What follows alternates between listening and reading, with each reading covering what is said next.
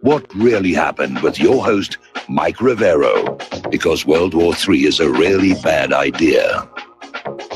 Here is your host, Michael Rivero. And aloha, America. Welcome to our show today. It's Tuesday, July 10th, 2018, getting into the week here. We've got a lot of stuff to talk about today. The phone lines are open, 800-313-9443. Mike is sitting in our control room, his hand hovering over that telephone, ready to swoop on down and grab that handset, put you on the air with your comments and questions. Obviously, the big news today is that despite the leak that came on out yesterday indicating that Trump was going to nominate a female to the Supreme Court bench, Amy Barrett, at the last second, whatever deal was being made, he nominated Brett Kavanaugh, and the Democrats are already having a meltdown because Kavanaugh is pro-Second Amendment, and less than 1 hour after Trump announced his Supreme Court nominee, a new website went up basically called StopKavanaugh.com. It was put up by Demand Justice, which is a new progressive activist group founded by former members of Hillary Clinton's 2016 presidential campaign. And they put it up there saying, we need to demand the Senate defeat the Brett Kavanaugh nomination, saying that Kavanaugh is a threat to Obamacare and Roe versus Wade, and warning that if confirmed, Brett Kavanaugh will serve on the court for life, shaping the future of our country long after Trump is out of office. Well, that's the way it works with the Supreme Court. It's a lifetime appointment. So they're all over Twitter now with hashtag Stop Kavanaugh, and they're just out there crying and whining and acting like liberals, and the gun grabbers are just in tears over his pro-Second Amendment stance. But not everybody, even on the GOP side, is happy with it. Over at Fox News, Andrew Napolitano said he's not happy with Trump's decision to nominate Brett Kavanaugh to the Supreme Court, and said the pick is actually a win for the swamp Trump said he wanted to drain. And Napolitano said, I'm disappointed in the president because this is not the type of person that he would pick. Justice Gorsuch was. And Napolitano basically said that Kavanaugh is the heart and soul of the D.C. establishment, that supposedly the president is opposed again. Down at Freedom Watch, Larry Klayman is also out there saying Kavanaugh is not a true conservative and that Trump should withdraw the nomination. And basically, Larry Klayman is going down Kavanaugh's history of rulings regarding the issues of the internet, in particular net neutrality, and the surveillance state. And Kavanaugh has been very much supporting of unfettered surveillance of the American people using the USA Freedom Act, 9/11, and so forth, and so on. And basically just came on out in favor of mass surveillance and against net neutrality. In fact, he came out with this opinion that net neutrality represented a denial of the First Amendment right to freedom of speech of the major internet service providers. Well, what about our right to freedom of speech? Isn't it on an equal par with these large corporations? Because I've read that Bill of Rights and I've read that First Amendment. And it doesn't say that there's an exception where large corporations have more of a right to freedom of speech than ordinary people. Another article that came on out from commondreams.org saying exactly the same thing, that he is very much opposed. He's a record of hostility to net neutrality and a support for mass surveillance. So not everybody is happy with him. Now, the reason I'm not happy with him is that Brett Kavanaugh was actually put in charge of the Vince Foster investigation when he worked in Ken Starr's office. He was tasked in 1994 with investigating the death of Clinton's deputy counsel, Vince Foster, and, of course, came on out and said, oh, yes, obvious suicide. No question about it whatsoever. So Kavanaugh's stock has definitely lost a few points with me on that one.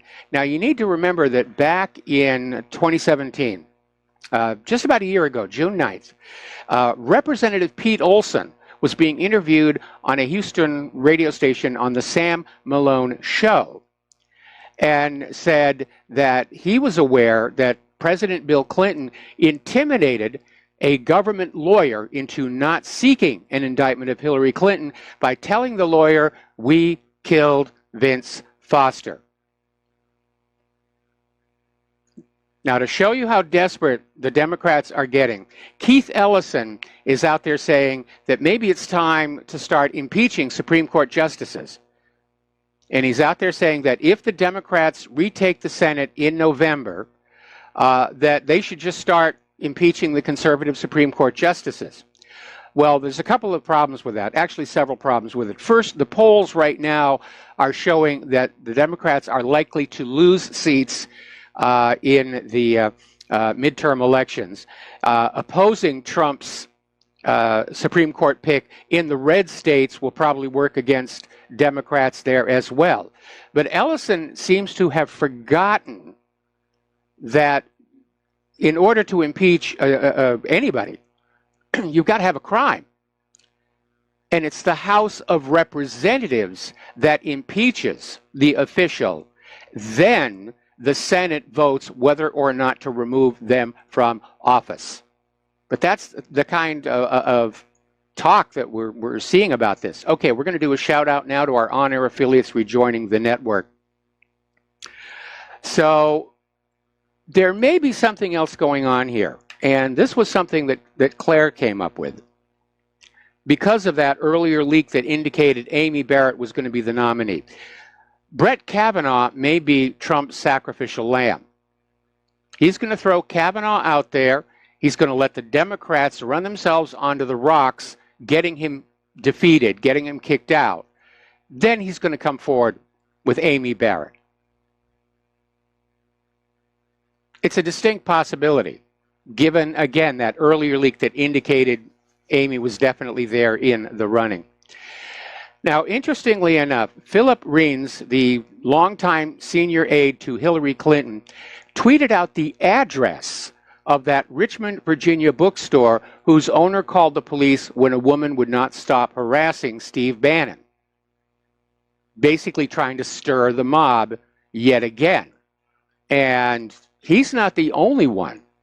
The New York Times came out with an editorial basically calling for war against Trump and his supporters. Now, I'm going to read you a direct quote from this editorial so you understand where the New York Times is coming from. This is a quote. "With Republicans controlling the Senate and the judicial filibuster dead, the Democrats' odds of denying President Trump a second Supreme Court appointment are slim. Barring some unforeseen development, the president will lock in a 5-4 conservative majority, shifting the court solidly to the right for a generation. This is all the more reason for Democrats and progressives to take a page from The Godfather and go to the mattresses on this issue.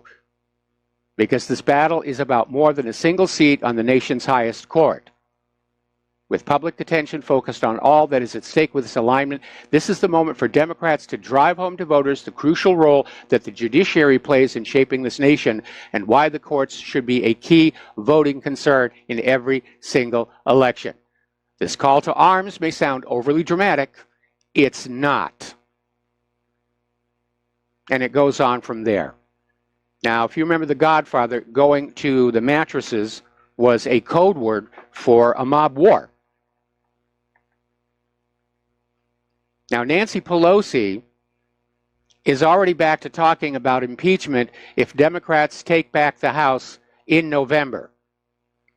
But again, she's got nothing to impeach the president with. You can't just impeach him because you don't like him. It doesn't work that way. There has to be a high crime or misdemeanor. And the House can impeach, but then the Senate votes whether or not to remove. That's why Bill Clinton was impeached but not removed from office. The House impeached him, and the Senate gave him a free pass. But Pelosi's back out there screaming, impeach, impeach, impeach, and she's got nothing to go with. Trump hasn't done anything. I don't agree with his decisions in a lot of cases. But from where I sit, he has not committed a high crime or misdemeanor, certainly not compared to his predecessors. And we're still seeing that violence out there in the street being encouraged by Democratic leaders, by the corporate media. They want chaos and rioting in the streets of America. Now, yesterday, when Trump was announcing his Supreme Court pick, there was a Fox News host, Shannon Bream, wanted to do a live show from the steps of the Supreme Court building, but the leftist protesters were so rowdy that she and the crew felt they were in danger, and they had to pack up their gear and head back to the studio. And she said, very few times I felt threatened while out in the field. The mood here tonight is very volatile.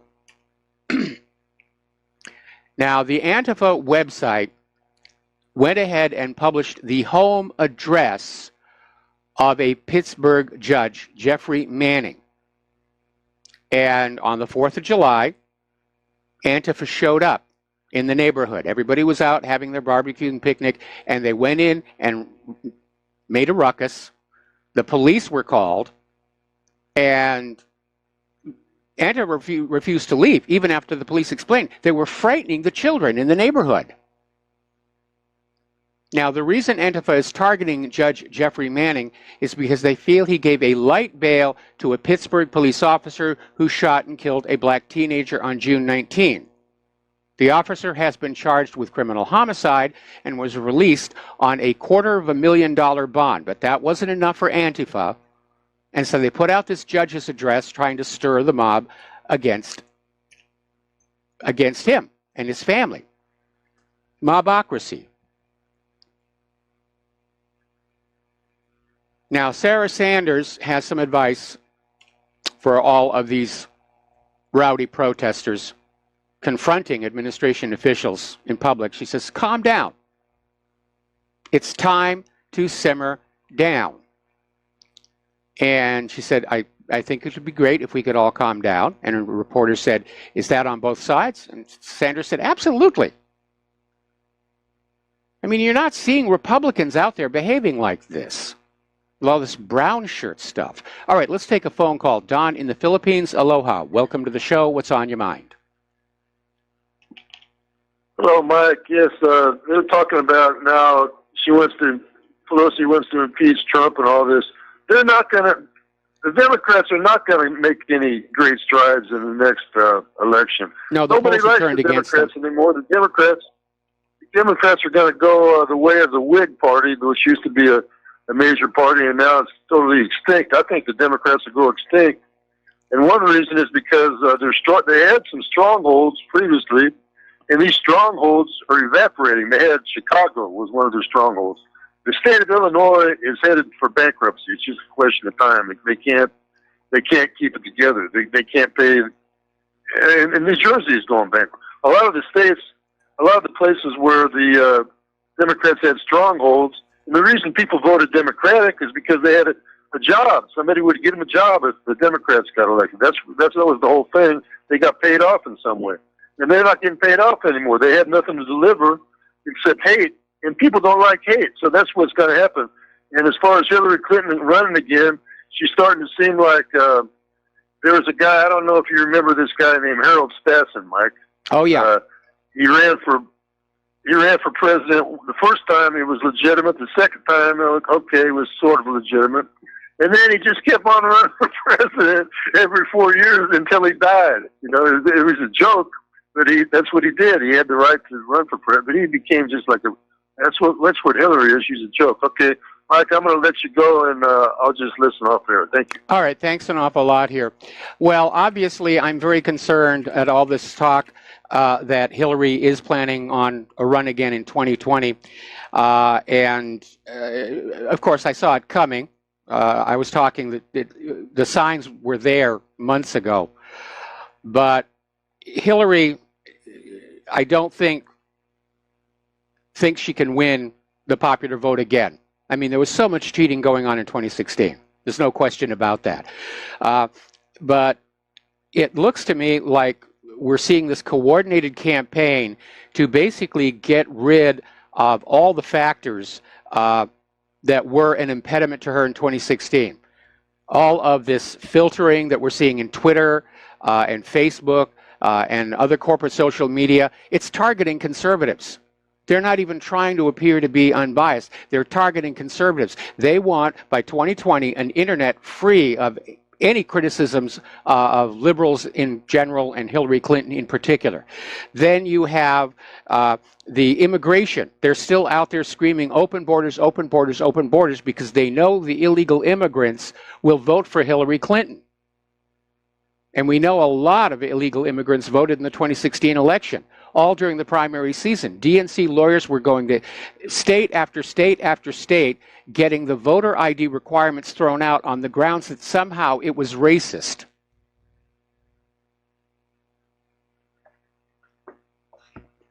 And I think that's probably, we're going to see more of that. I mean, yesterday we were reporting how up in Boston, they're actually considering a law that would allow legal foreign nationals to vote in our elections. It's a soft coup d'etat. They're trying to turn this nation into something else, which is very, very ugly. Then you have this mobocracy, this brown shirt campaign in the streets of America, where they're trying to basically terrorize people into not supporting Trump, making them scared to even vote GOP. It's a campaign of terror. So yeah, Hillary, and it's not like the Democrats really have anybody else with any name value, except for Bernie Sanders, and they're never going to let him come back. They don't dare let him into power. He'd be after revenge at that point, after what they did to him in 2016.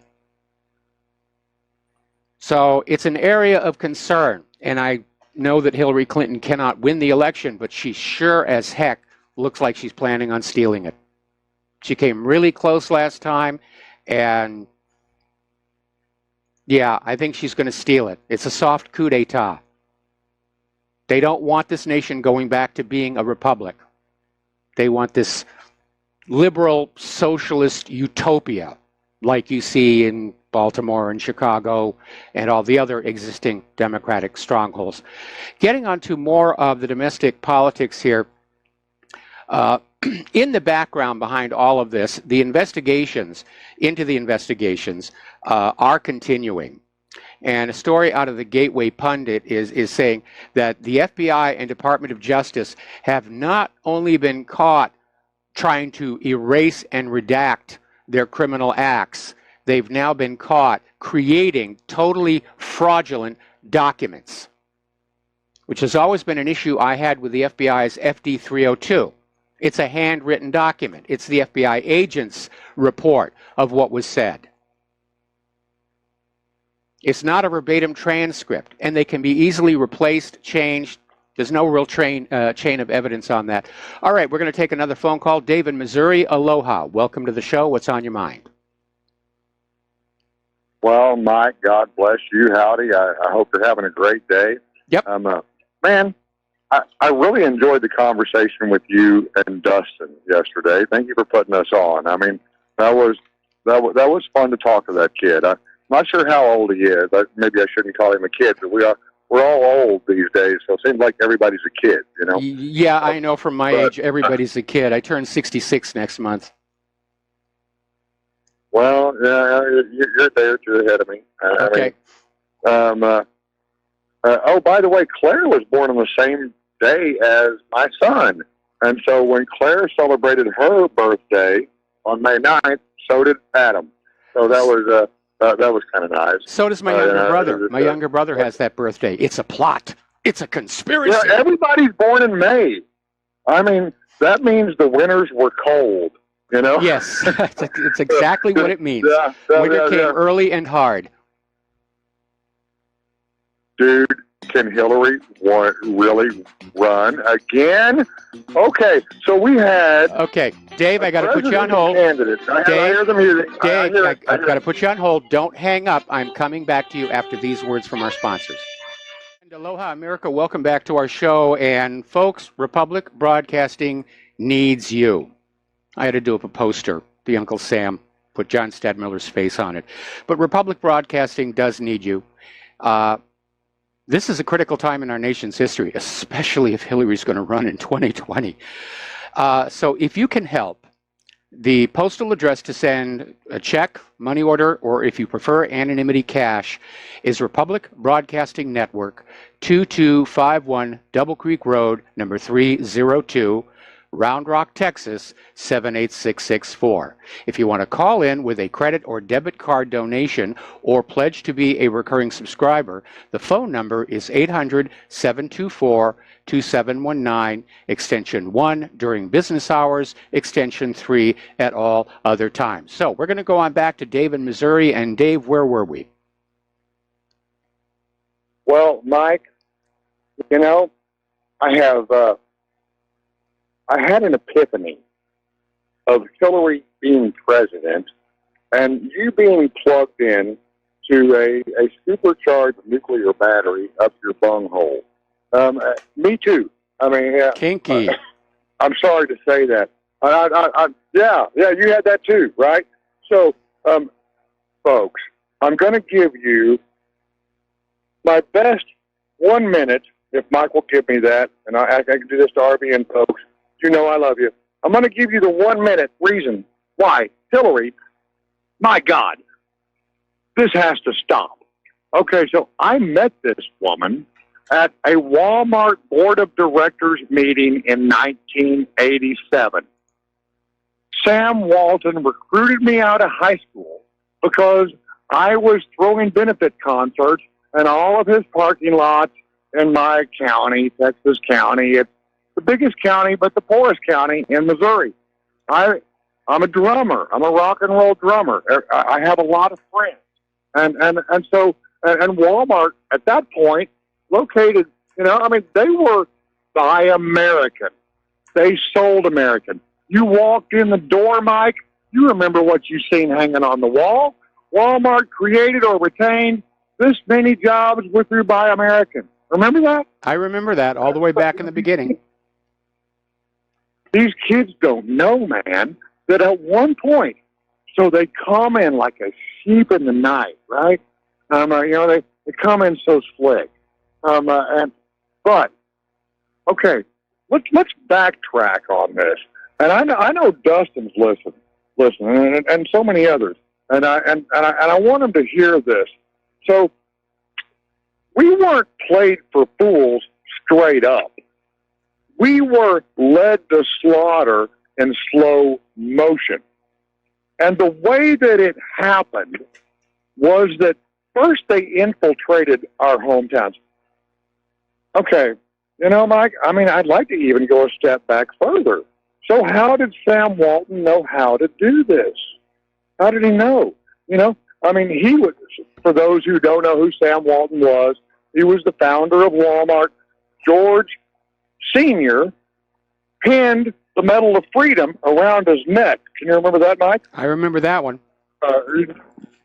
Yeah, around Sam Walton's neck. At the same time, Walmart had created the first overseas buying office of any American retailer. Up to that point, if you went shopping, and the reason I'm going slow, Mike, is because I've heard myself in the past, and you have such a great radio tone. Well, I'm not that way. I blast in front of councils and governments, and so radio's different. So I'm slowing down for this because I want people to get it. Well, we've only got about another minute and a half before the next commercial break, so I need you to sum up because we've got another caller on the line. All right, well, let's get to it. So, Walmart had the first overseas buying office. They backdoored American manufacturing by flooding rural markets with made in, we said it looked like made in Taiwan. You'd peel the label, it was made in China, with inferior slave-made poison plastic junk that broke in the bag on the way home, as much of it does today, which is made for the landfill. They did that. They overtook everything. Then they went into neighborhood markets and went after the grocery stores. I'm a man who's taken them to the Supreme Court a dozen times, and lost every time. Last time in Springfield, Missouri, they hired the former Chief Justice, Mike. The city petitioned to stop them from destroying downtown Springfield, Missouri, but they wouldn't do it. And they wouldn't honor the petition. So we went to the Supreme Court. Walmart hired the former Chief Justice. There are some of us who've been at this so long, and no one knows. So listen, this is the thing. If Hillary, dude, it can't happen. We had a president stand on the stage during a presidential debate in front of all of us and say, "Girl, you're going to jail." And she's going to run. I hear the music. Yeah. Mike, I love you. I know. You'll finish what I started. All right. Well, thanks an awful lot, Dave. We're going to let you go. We got to take another break for commercials, and we'll be right back. And aloha, America. Welcome back to the show here. And responding briefly to Dave in Missouri, yes, that transition from using domestically produced goods to massive importing, first of all, it was powered by the arrival of the large container ships, and it was a corporate decision to maximize profitability. Now, as far as the issue about where the product was made in, and you peel back the sticker and it says made in Taiwan or China, basically this gets back to the issue that China sees Taiwan as part of itself, whereas Taiwan sees itself as its own sovereign nation. That's been an issue for decades and decades. And there was a time back about the period we're talking about where importers that were importing from both Taiwan and China were pressured by China to replace the made in sticker. So it either said made in China or made in Taiwan, comma, China. And that's where that confusion would come in. It wasn't an attempt to deceive people about where the product was being made here. And again, both Taiwan and China, they can make quality products if that's what the importers want. If the importers want cheap junk, they're happy to make that as well. Let's go back to the phones here to Steve Elkins. Aloha, welcome to the show. What's on your mind?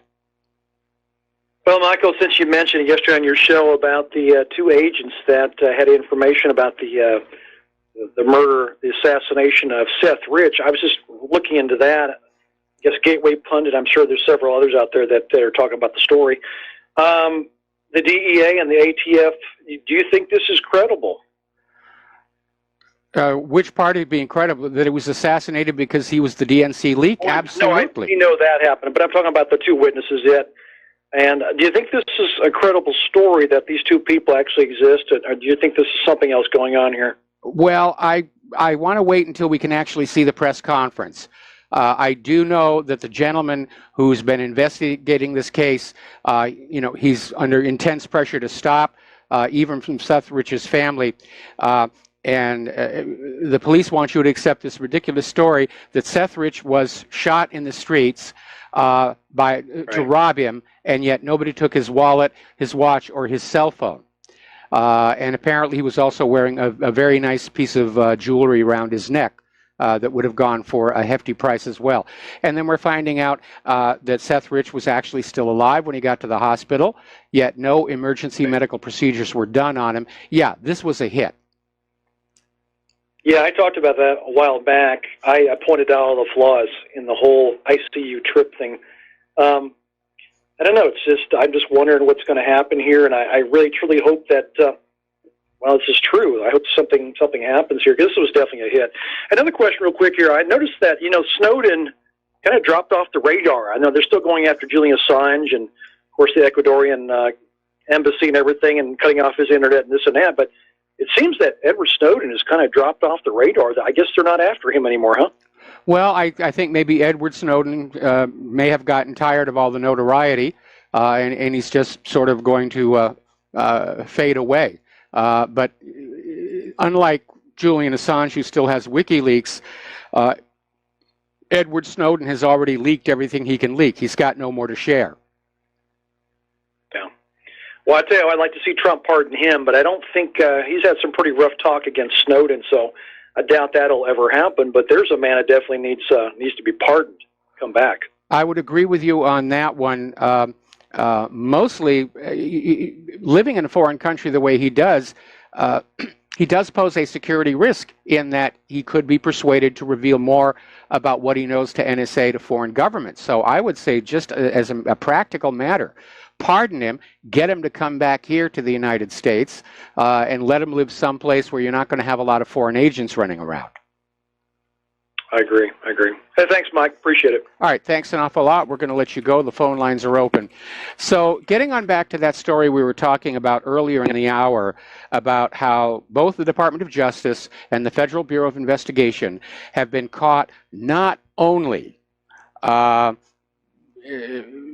redacting and erasing evidence of their crimes, they've been caught outright faking new documents. And so that leads to an inevitable question. This is coming out of the Daily Caller. Did U.S. intelligence agencies collude with Clinton to influence the 2016 election? And my response to that is this a trick question? Of course they did. They did all of that stuff in the sure and certain knowledge Hillary Clinton was going to win, and they were never going to have to worry about investigations, and the cover-up would be secure. And it didn't work. She lost the election. Trump is in there. And they're scared of him. So focus is starting to come in on that Steele dossier. How did it come about? We know who paid for it. And the question is, who are the human sources? Did they ever really exist? Was this made up completely out of thin air? And Congress is trying to pursue these questions, and they're being fought tooth and nail by the Department of Justice and the FBI, whose present and former officials are in serious jeopardy. Any official who knowingly presented a materially false visa application for a warrant or extension of warrants is guilty of, at the very least, obstruction of justice under Title 18, Section 1505. Now, we had that story we did, I think, about a week ago, where the FBI actually teaches its agents it's okay to bend the law. No, it is not. Not in a nation of laws. And so, again, the investigations are still ongoing. They're being obstructed and stonewalled, certainly by Rosenstein, by Jeff Sessions. And I do wish Trump would take a little break away from messing around with the rest of the world and really take a good, hard look at his own government. Because I think the entire top level of officials in both the Department of Justice and the FBI need to be removed from office and replaced with experienced people from outside the Beltway. People who are not already politically compromised, people who haven't been dipping into the Clinton Foundation, people who aren't there trying to protect this horrible scandal that could bring down the entire government. Let justice be done, though the heavens may fall. Now, the House Judiciary Committee has issued a subpoena for FBI lawyer Lisa Page, who, as you know, was lovebirds with Peter Strzok, even though they were both married to other people. And they are notorious for their text messages back and forth about how dangerous Donald Trump is and how he must be stopped. And that Peter Strzok message saying, "We will stop him," which is not the job of the FBI normally. But they're saying it's not clear if Lisa Page will actually show up. She could stand them up as well. Now, getting on back to what Steve was talking about, it's not two witnesses, it's just one. It's two killers.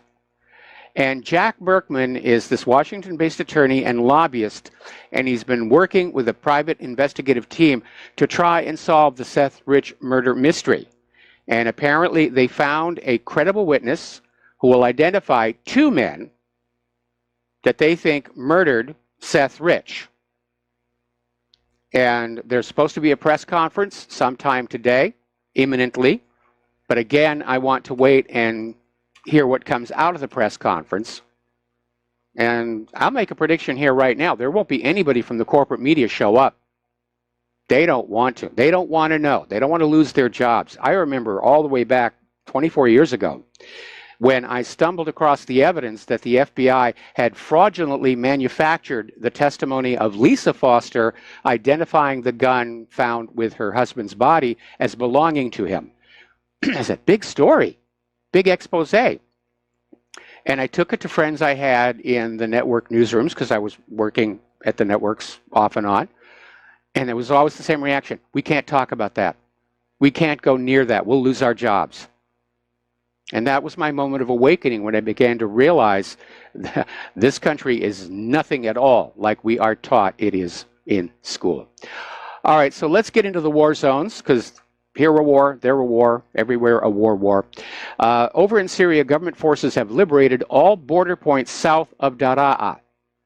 They're just moving right along.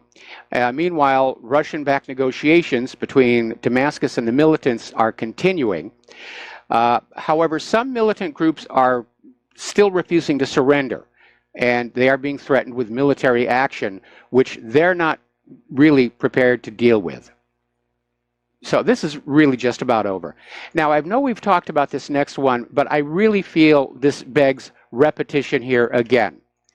The Organization for the Prohibition of Chemical Weapons has issued an interim report of their investigation into the suspected chemical attack in Douma, which Donald Trump cited as justification to launch this massive attack into Syria. And the Organization for the Prohibition of Chemical Weapons is saying there are no traces of any nerve agents. They couldn't find anything at all. And if you remember back when this happened, the doctors at the hospital, who were not wearing any chemical weapons protective gear, kept saying, no, these people are being treated for dust inhalation from an exploded building. But the white helmets ran on in there with their camcorders and buckets of water and inhalers and shot a video, edited it, and said, see, nerve agent, nerve agent, nerve agent, and the missiles were launched. And the question I think we need to keep in mind is, was Donald Trump lied to by his own subordinates to get that missile attack? Or did he know it was a fake right from the beginning? And knowing the answer to that question is going to reveal a lot about Donald Trump and what's going on inside the White House. All right, let's take a phone call. Dustin in New Jersey, aloha. Welcome to the show. What's on your mind? Yeah, Mike, I wanted to talk about that. But with Seth Rich, the coincidence is, you know, he got killed right after he leaked the information to the ambassador. So, I mean, obviously they knocked him off. I mean, it's just too coincidental that he got killed coming out, you know, going to work early in the morning at 4 in the morning or whatever. You know, of all people in that whole area, he gets killed, right? And they didn't take nothing. So that just leads you to assume that he was killed. And of course, right? It was no robbery. The leaks to WikiLeaks stopped as soon as Seth Rich was dead. And as I was telling one of the other callers yesterday, Hillary was notorious for spying on her own people, her own campaign staff, and bugging their laptops and just all kinds of stuff like that. She's a paranoid lady. Do you think she laughed? We came, we saw, he died, like she did with Gaddafi? Maybe. I mean, the Clintons are both clearly sociopathic. They have no empathy whatsoever. And if you look at the long list of dead bodies that have piled up around the Clintons, it's certainly not something they seem to regret doing here. Oh, by the way, there's a bogus story floating around that this couple who got killed when their house exploded from a brand new appliance were about to testify against the Clintons. That latter part of the story is fake news. Okay, so anyway. And Mike, on Trump with it was a fraud. The whole Assad gassing anybody, it's a lie. Everything's a lie. Iraq was a lie. But you realize, I mean, if Trump knew it was a lie and he launched those missiles at those abandoned buildings, there's an apartment complex like right next door to the abandoned. What happens if one of the cruise missiles went into the apartment complex with people in it? That's what I mean. Like, he shouldn't have done it at all. Well, it was knowing that there was no sarin gas attack, it was an unprovoked act of war. And wasn't it Warren Buffett and some Republican and a lot of other business people that weren't they shareholders in that cancer research facility? I believe. I remember reading there were like a group of people who were invested in it, and I know Warren Buffett might have been one of them, and one or two Republican senators. So that was odd. I thought, right? It's very odd. I don't know when that. Maybe they wanted to cash in their insurance.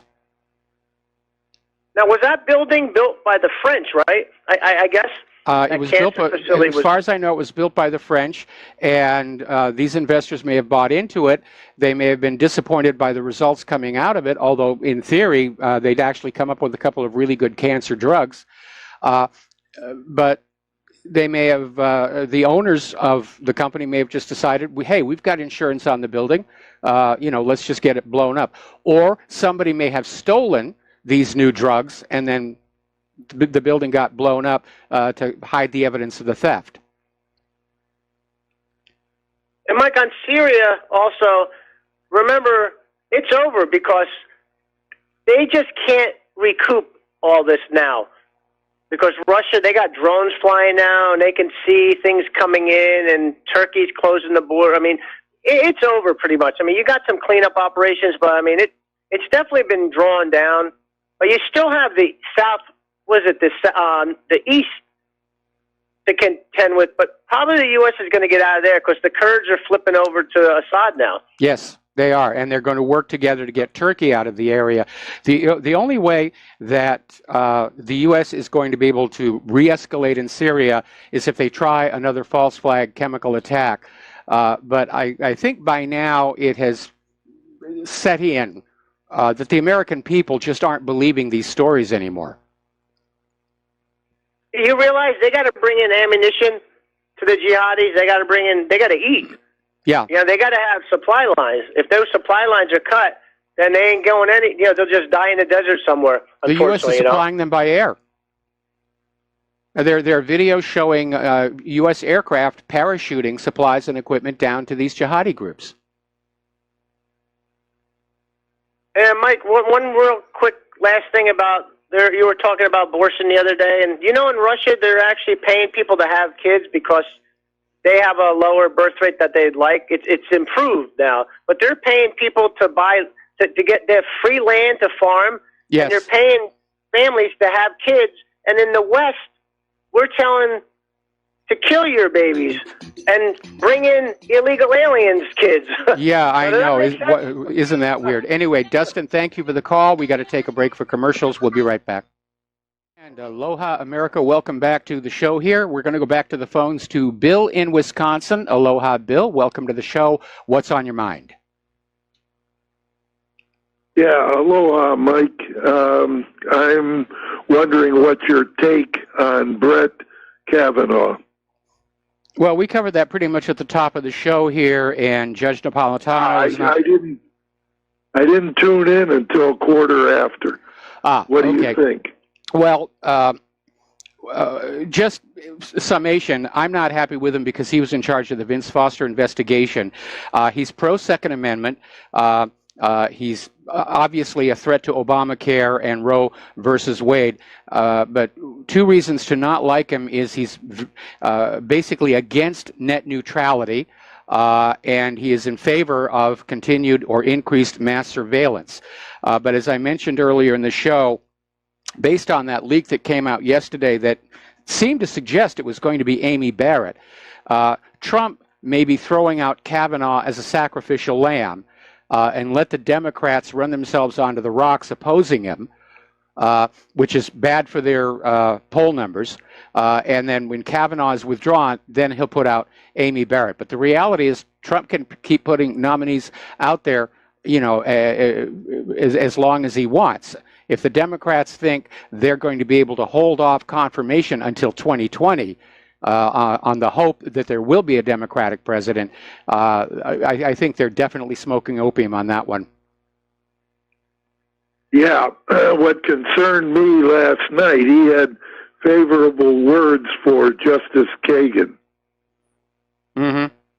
I don't know if you saw that. No, I didn't. Yeah, he did. Yeah, and then he also said he's an active member of the vibrant Catholic community in the D.C. area. Now, I'm a traditional Catholic. I know you don't go into that, but the church has been infiltrated for quite some time, and Francis is the best example that we have of a false prophet. So I'm not encouraged by that as well. Well, like I said, it's entirely possible that Kavanaugh is a sacrificial lamb, and Trump is throwing him to the Democratic wolves.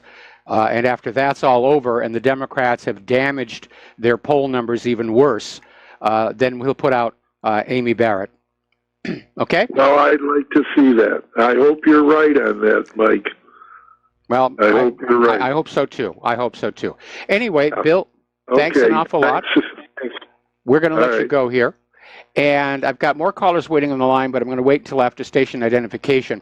Getting on back to Syria, in Raqqa, there are still corpses underneath all the rubble after the so-called U.S.-backed liberation. But the West doesn't really seem all that interested in going in and cleaning up the mess they've made, which I think holds true for pretty much all the wars the United States has been in over these last 19 years. If you look at the before and after pictures, beautiful place, war, terrible place. Thanks to the United States of America. We'll be right back after station identification.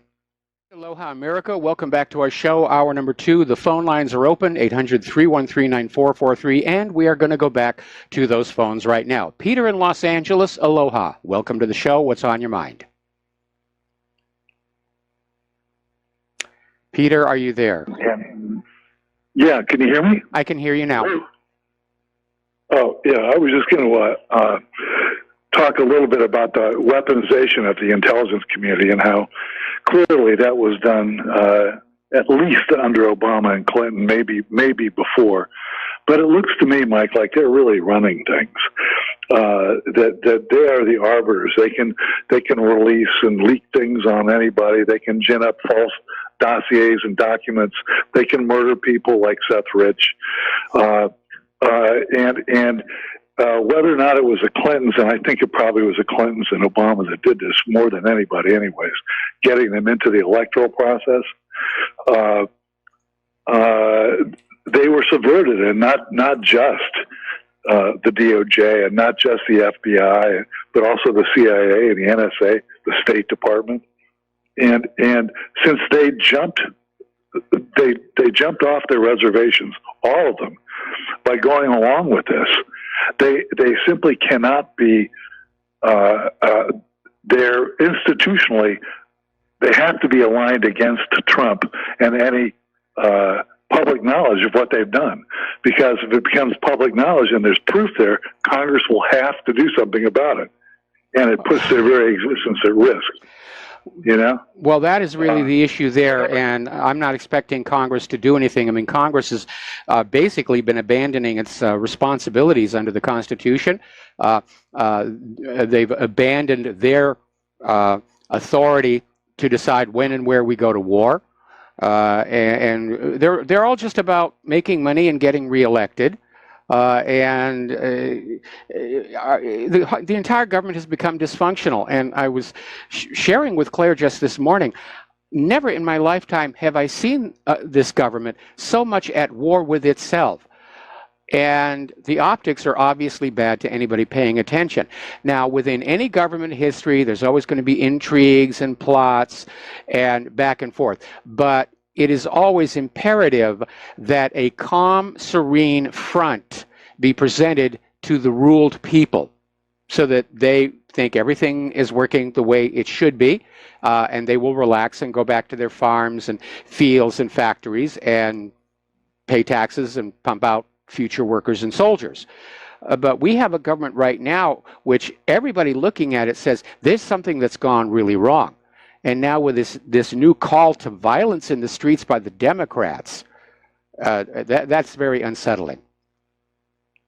Well, Mike, Congress themselves, I mean, they've been suborned by this surveillance state, and I mean, if there's 5 or 10 clean people out of 535, maybe their kids aren't, or their wives aren't, or their parents aren't. There's some way to get to them, Yes. And it seems pretty. The only time that, by the way, that Trump ever gets a consensus of approval is when he bombs the bejesus out of Syria. Then everybody approves. All the people, all the organs of the media, everybody, both sides of the aisle get up and applaud. Other than that, he's under constant attack from somebody. But if I wanted to also jump to one more thing, if I could, I saw on RBN today that. Russia, and I think it was alluded to earlier, one of the calls about Russia needing people to work 43 million acres of unused farmland and taking in the Boers, the white farmers from South Africa who like 70,000 of them have been murdered in the last 20 years. 70,000 that are truly people who need. A safe haven. They're truly somebody who need to be refugees. They really are. If they could be completely wiped out at any time. The government has come out about taking their land and lynching them. Government members say that.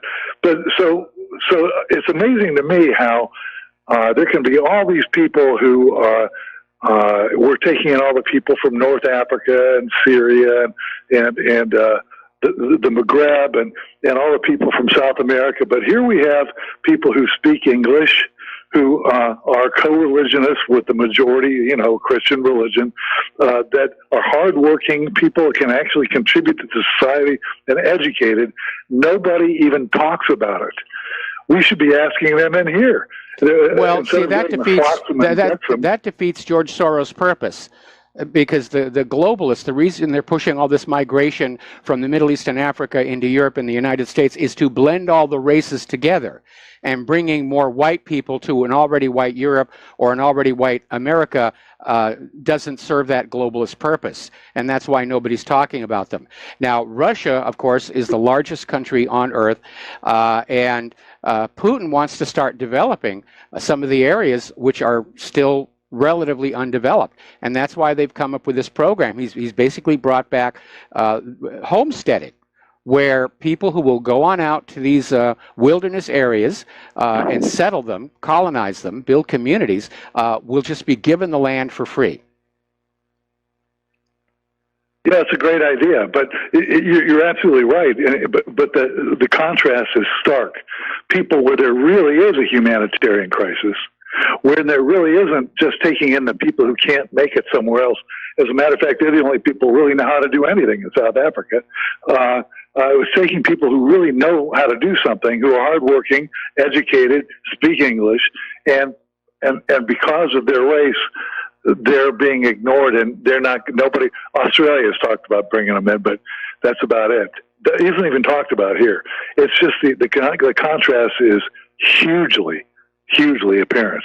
Yes, so. It really is. And but again, when you think about what the real purpose of the migration into Europe and the U.S. is really all about, you understand why white English-speaking skilled people from South Africa don't fit in with that plan.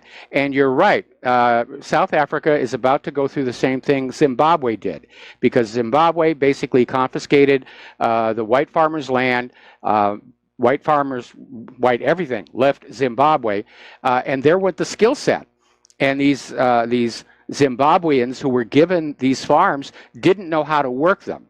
Because contrary to what you may see on TV and movies, farming is actually hard work, and it requires a fairly extensive knowledge base. And they just drove Zimbabwe off the edge of a cliff, to the point where they were walking around with paper notes in their pockets that said $100 trillion. And after the Zimbabwe economy collapsed, they've come out with a new currency. But it shows just how out of control it can get. And South Africa is about to repeat that same thing. They've fallen into this idea that you can vote yourself, free stuff from the government, but that only works until the government runs out of other people's money. And Mike, look at who are in disfavor with these people. Like the Palestinians and the Gazans, complete disfavor. They're not talked about. Nobody comes to their defense at all. The South Africans, but yet open borders and come one, come all is great for everybody except Israel, and it's great for every refugee except the South Africans and Palestine and Gaza. Yes, it's amazing how they're the only people that are outside looking in. Yeah, it is amazing. And I'll give you another little hypocrisy. This is in response to Kavanaugh's nomination. The very same liberal Democrats who have been selling open borders and screaming about the children being separated, it's for the children, we've got to care for the children, and now they're turning around and saying, we demand our right to kill our own babies. It's just unbelievable. One more thing, Mike. Yep. I'm wondering if it's not a good thing that Hillary's coming back in. Hillary still controls probably most of the organs of the DNC, and as long as she is the front runner, and of course, murdering any other candidacy in its cradle, which she will do. Nothing else will. The Democrats will be stuck with her and stuck with all the stuff she has, and with luck, she'll keel over from one of her many maladies, and they'll be stuck with nobody in no time. And there's a lot of the current Democratic leadership wish she would just go away. But she's got the goods on pretty much everybody in Washington, D.C., everybody who ever dipped into that Clinton Foundation, or anybody who was ever involved in any of the dead people, or the selling of weapons to terrorists, or any of that stuff. They're all caught. She'll out them. Back in 2016, she made it very clear that if she was brought down, she was going to take the entire government with her. And people are believing that. But there's a lot of Democrat leaders wish that she would just kind of retire and fade away, with Bill or without Bill, and clear the decks for a new generation of Democratic leadership. And I still like Tulsi Gabbard. Don't agree with everything that she says, but then I hardly ever do. But so far, I really like her. If she were to run in 2020, I would support her. Yeah, I like her too. I don't know how she stands on the Second Amendment and some of the things that I. She's a little weak on the Second Amendment. That's an area where we don't agree. But if the Democrats are looking for new blood, and they ought to be, Tulsi would be a good place to start. Mike, also, I sent or I read that there was an article about how. We're relying more and more on airdrops in Afghanistan. Yes, I got that article. I was going to get to it. Yeah, and I want to tell you, when I was over there, and KBR had all as the HR person, KBR had all the trucking contracts for all of Afghanistan and all the Allied and U.S. forces. They were literally paying off, as this article alludes to. They were paying off the Taliban in order to use the roads. Yep. Otherwise, we couldn't do it. There's no way we can operate without those roads. And so, where they're saying the military is paying off, no, the military is kind of doing it at arm's length, arms removal, and letting the contractors do that for them. But just to bring that up. Okay, well, Peter, thanks. You've given us a lot to think about. I need to let you go here. We got another caller waiting patiently. We're going to do a shout-out to our on-air affiliates rejoining the network. Back to the phones, and Tony in Puerto Rico, aloha. Welcome to the show. What's on your mind? Aloha, Mike. I think the only way Tulsi could win is if she makes you vice president. Wow, I'm getting a lot of offers to be vice president all of a sudden. Mike, I'm calling you because I have a quick comment. I want to change it. I want to change the subject a little bit.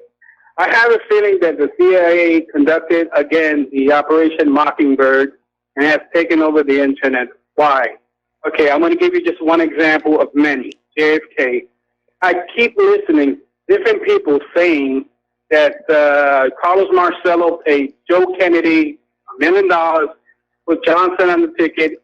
I hear Alex Jones saying that Johnson had a dossier on JFK's sex life. That's why he wanted to become vice president. And I also heard in another interview that Joe Kennedy, what was it? I'm sorry. I forgot it. But anyway, that's what I've been hearing. So, I've been hearing so many different things on the JFK situation. What do you think? Yeah, well, Johnson got that dossier on John F. Kennedy's sex life from Herbert Hoover, who kept files on everybody in government. And when Herbert Hoover was in charge of the FBI, he really thought he was running the show. He used to call his office the seat of the government. So, yeah, these intelligence agencies have been playing these games all along. CIA is still doing Operation Mockingbird. They never stopped. Back at the end of World War II, when CIA was being formed out of the remains of the original OSS, even Harry Truman said, this is dangerous. I understand we need to have a spy agency, but we need to recognize the potential danger to our own country. From all these secret police. And now we have, 17 intelligence agencies? Who needs that many? Right. But what about the one that I mentioned that Marcello paid $1 million to get Johnson on the ticket? Is that true? Or is that false? I've heard that. I don't know whether it's true or not. This is going back a very, very long way. I mean, I was a grade school kid when that was all going down, and I'm kind of focused on what's happening here today. Yeah, I know that, but I'm trying to say that you get so many different versions. You get confused of what's going on in the internet media. You're supposed to get the truth. You're going to have to find the truth for yourself. That's the reality. You will never get the truth on the corporate media. What you're going to get on the internet and independent media are a lot of differing opinions. And you have to learn how to trust your own analytical instincts to say, this makes sense, this does not make sense. And just trust your own instincts. And well, Mike, I trust you with my life, and I know you always tell the truth. Anyway, thank you, Mike. Take care. All right, well, thank you very much, and I appreciate it. But, even every once in a while, I could make a mistake.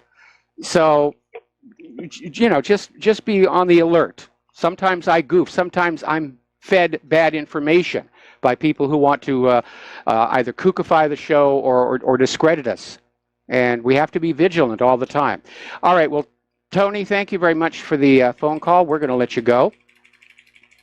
Getting on back to the news here, back to the war zones rather, Russian officers, Russian military servicemen are now delivering humanitarian aid to Syria's southernmost inhabited community of Al-Mutawwa, which has joined the reconciliation process in the Daraa province.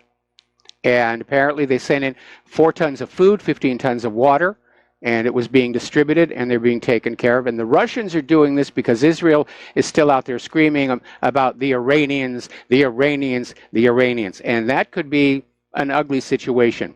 Because over at the Times of Israel, they ran a story that said basically the deputy commander of Iran's Revolutionary Guards boasted that the Islamic Army in Syria in the Golan Heights were awaiting orders to eradicate the evil regime of Israel. And he also said that the Tehran-backed Hezbollah terror group had 100,000 missiles aimed at Israel. Now, little caveat here. This is the Times of Israel. And the story is based on a translation provided by the Middle East Media Research Institute, otherwise known as MEMRI. But MEMRI is a known propaganda front for Israel, and they always mistranslate anything appearing in the Middle Eastern media to make Israel look good and make the other countries look bad. Remember the claim that Ahmadinejad wanted to wipe Israel off the map? That came from MEMRI. And when people went back to the original source video, people who could actually speak the language, and they said, that's not what he said. It's not even close to what he said. So again, that's MEMRI, M-E-M-R-I. If you see anything coming out of them, it is total bovine excrement. Now, getting back to the caller who was talking about Afghanistan, maybe it's an issue of the roads, maybe not. But apparently there has been a massive spike in these airdrops, something like 10 times the tonnage of last year. And it supplies, supposedly to sustain operations against the Taliban. So that war is still ongoing and mired.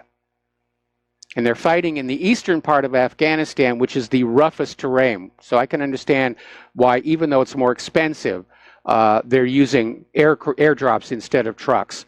Of course, it's not like they're spending their own money. It doesn't really work that way.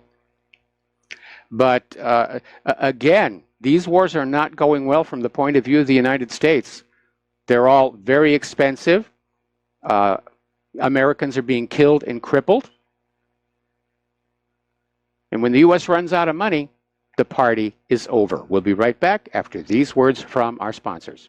And aloha, America. Welcome back to our show. Turning now to Israel. Israel has announced a new Gaza crackdown, and they've imposed new, stricter limits on fishing off the coast, new sanctions on Gaza, and the crackdown includes the closing of Gaza's one commercial crossing at Kerem Shalom for an indefinite period of time. It's a starvation blockade. Now, the Israeli military issued its own separate statement saying that Kerem Shalom would remain open to a limited amount of humanitarian aid during the closure. It's more pressure. They want to provoke a response here. So the Gazans are out there, they're standing firm. They're amazing courage these people have. They're dealing with a devastated healthcare system. They're dealing with 147 deaths, I think, so far. By the way, something surfaced rather interestingly. The very first Palestinian who was killed by an IDF sniper down there by that fence in Gaza wasn't even a protester. He was just walking by. Completely innocent person, not a threat to Israel, not even a protester. They gunned him down. Now, as you know, the latest Freedom Flotilla is on its way, trying to get to Gaza. They won't. We know they won't, but it will make a big splash in the world media. Apparently, the second humanitarian flotilla left earlier today for the Gaza Strip. Now, Israel's Navy has seized a Palestinian boat that tried to depart from a Gaza port. And a total of 11 Palestinians were taking part in the second humanitarian flotilla. Some of them were injured earlier during clashes with the Israeli army.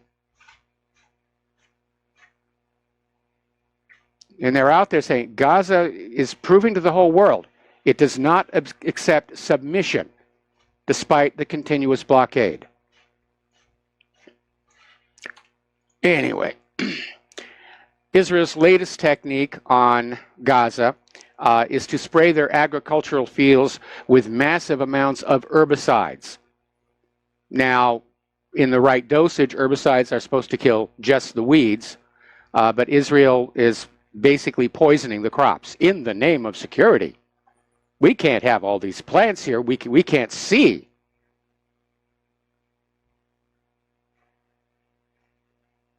And the world stands silent. Ethiopia and Eritrea have been at war for 20 years. With all the wars going on, frankly, I hadn't noticed. But the good news is they called it quit. The war is over.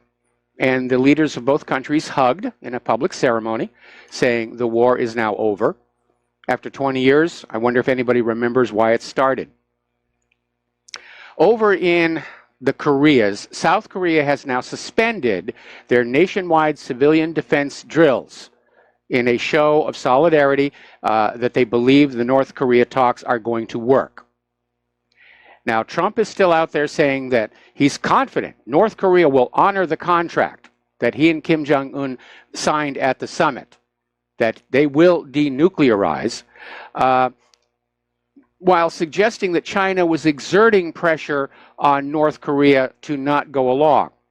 So what's going on here is they're starting to realize there is a distinct possibility this deal is not going to work out, and they're setting China up to take the blame.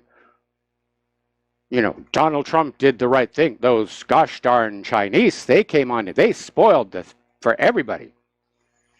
And as I mentioned earlier, there is a bit of an impasse because North Korea has stated right out they're expecting concessions for disarmament. They want to actually receive something in return for coming to the table. They surrender this weapon system, sanctions are relaxed a little bit. They surrender that, sanctions are relaxed a little bit more, which sounds like a fair and reasonable way to de-escalate the situation. But Pompeo is still out there pushing the idea that North Korea has to completely denuclearize, and only then will the sanctions be lifted.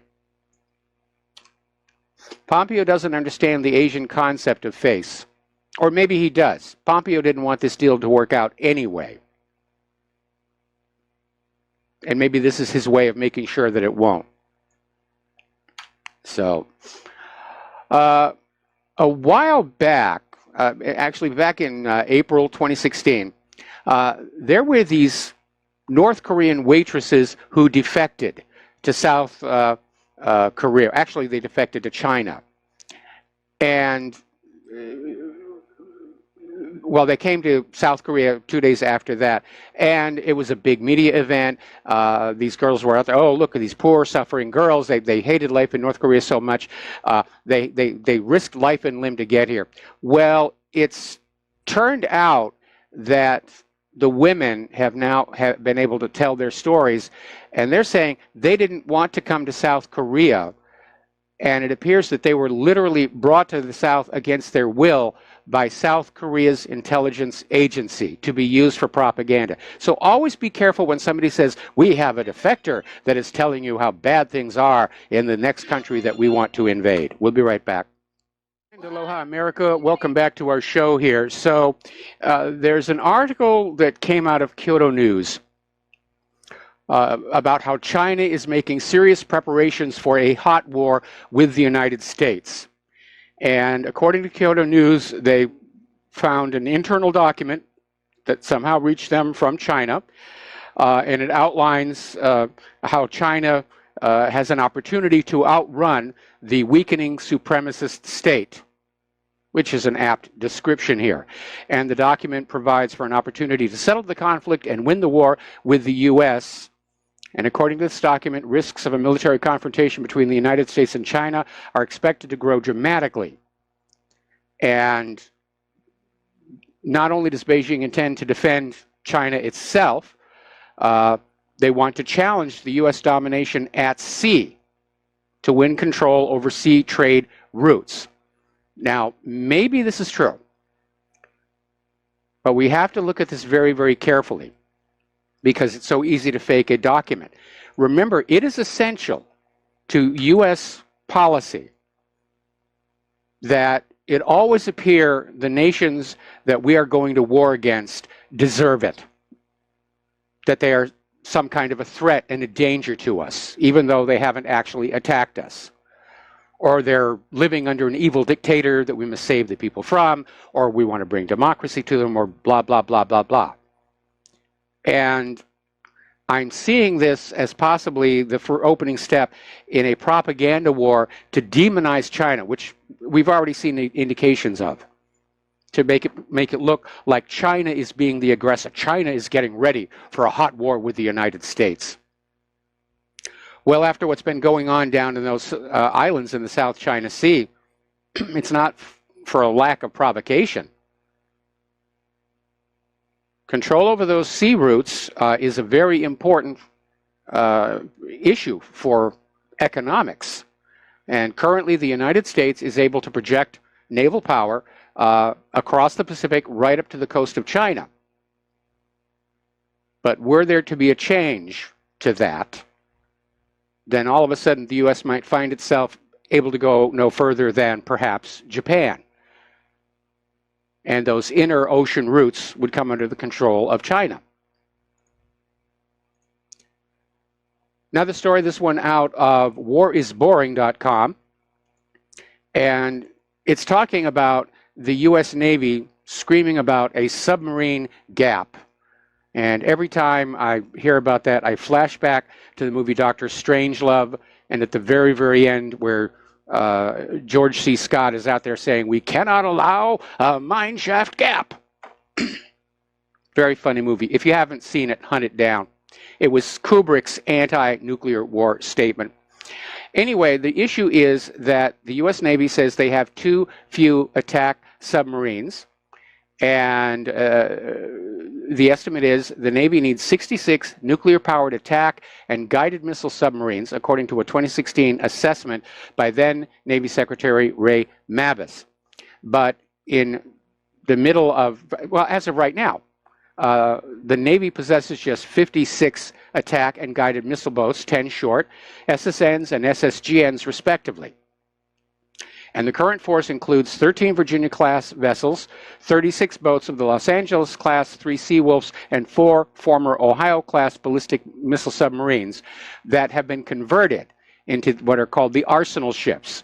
This is where they took the Trident missiles out of those tubes, and they put in these launchers that can hold 7 Tomahawk missiles. That is a lot of firepower being carried by these boats. Here is where things are getting a bit dicey. The Los Angeles-class submarines are coming to the end of their useful life. That's 36 of the boats in the fleet. And the Ohios, even though the center section has been redone for the cruise missiles, the Ohios are getting very old as well. So where is all that money going that goes into the military budget? It's amazing. Now, one of our callers mentioned this yesterday, I think, but it bears repeating. Russia is getting ready to test the Kinzhal hypersonic aeroballistic missile on the Tupolev Tu-22M3 supersonic bomber. And this would be a formidable long-range strike weapon. And the Kinzhal missiles travel at Mach 10. And the bomber itself, of course, is supersonic. That's going to be very, very difficult to stop. All right, so let's talk about the economic news here, because Scott Minerd is over at, well, Scott Minerd's out there saying this is not a time to ignore risks and consequences of trade war. And he's saying this rally in stocks may be a last hurrah, because as the impacts of the trade war with China sink in, it is going to go down. Now, yesterday they had a great day on the Dow. Today, a little bit less so. But he's saying that this may be the peak. It may be going down from here. Now, a story that came on out of Investment Research Dynamics says the real data is showing the real economy hitting a wall. We know that what we get on corporate media and from government agencies are fairy tales. And the article is saying that right now the only support for the propaganda narrative of a booming economy is the rising stock market. And that no doubt Trump has ordered the Working Group on Financial Markets, otherwise known as the Plunge Protection Team, to just keep pushing those stocks higher to a point where insiders can unload, and that will bring about the crash. We're seeing an increase in credit card debt. People are having to live on their credit cards because prices are going up and wages and salaries are going down.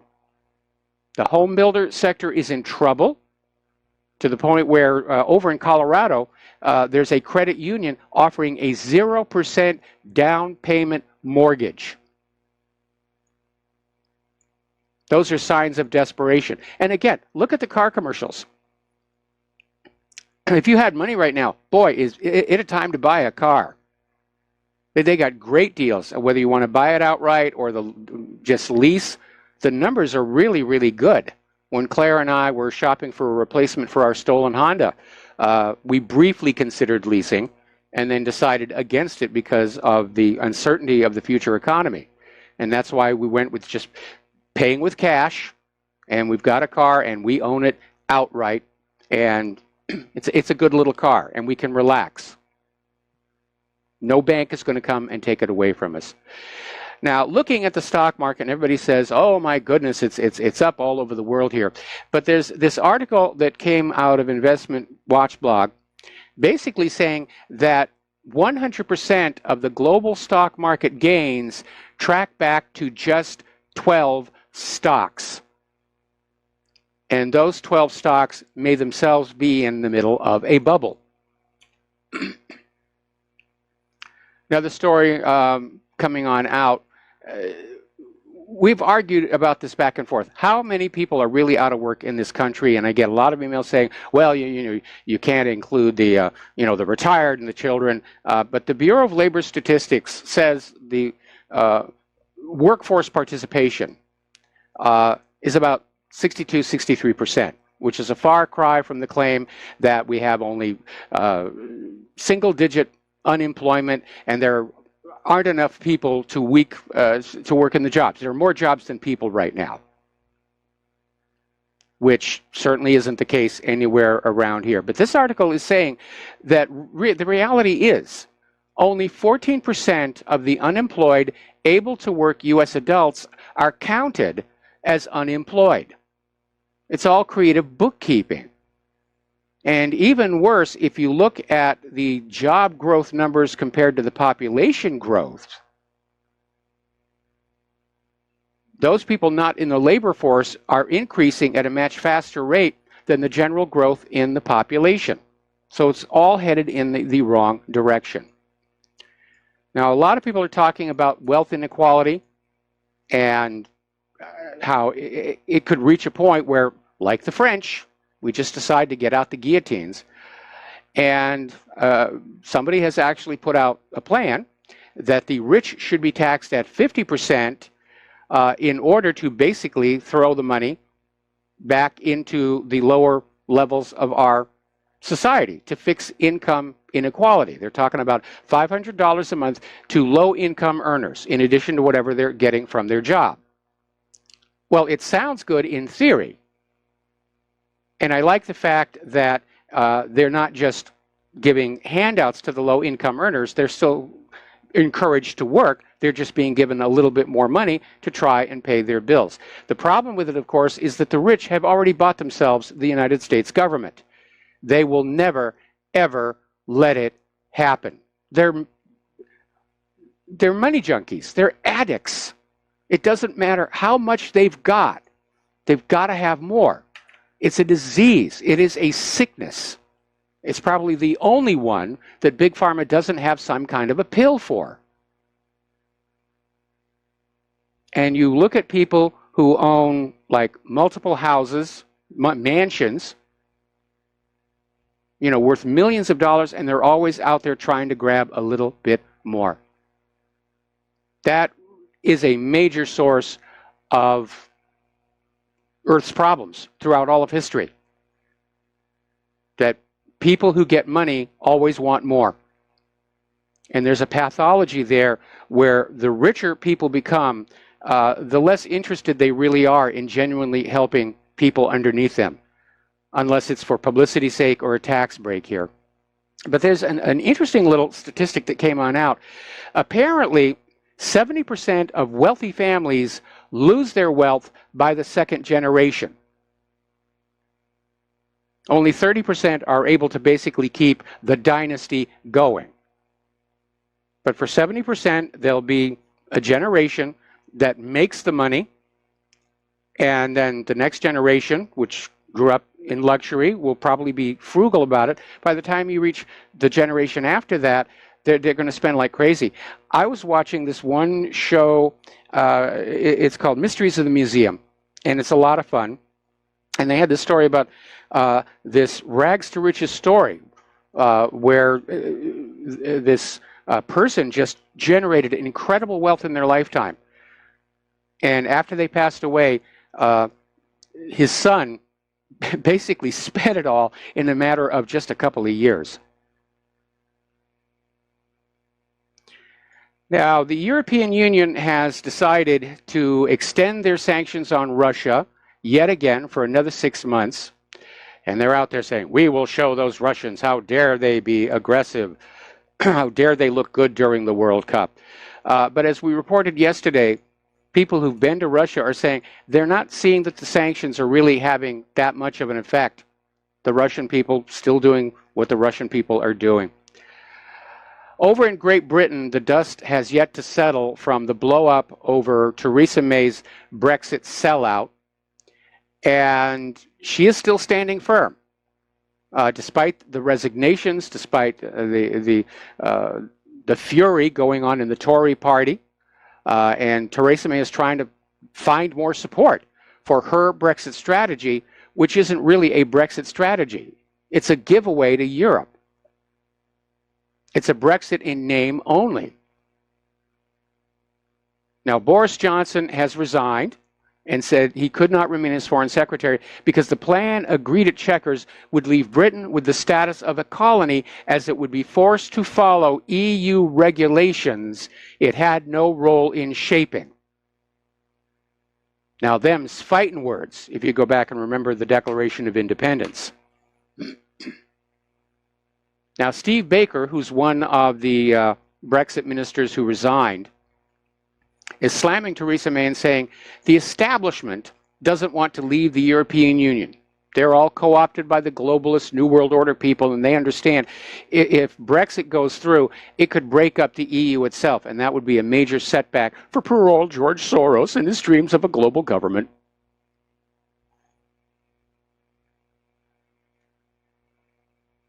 So basically, in an interview with the BBC,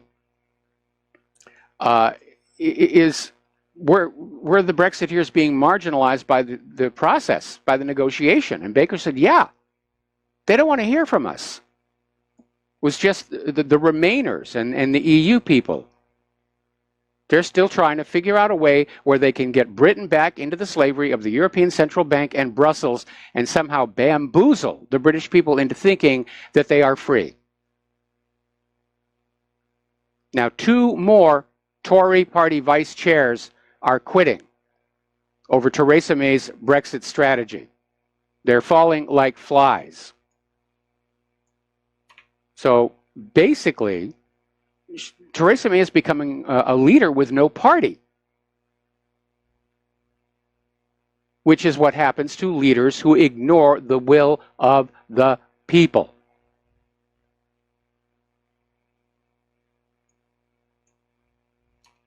So a few more Tories resign, it's going to start breaking up here. Now, obviously, the Remainers are congratulating Theresa May. Yes, you did a great job here, and we can call it a Brexit, but we're still getting what we want, which is, connection to Europe and open borders and Schengen and the rest of it. But there are other opinions, and there is a growing cry for general elections. And there are calls for a no confidence vote in Parliament. So she is in trouble. Now, she's trying to stand firm, but she has to know she's in serious trouble. Gerard Batten is out there saying Theresa May should resign. Even Donald Trump got in on the action by saying that his upcoming meeting with Putin is going to be easier than his upcoming talks with Theresa May.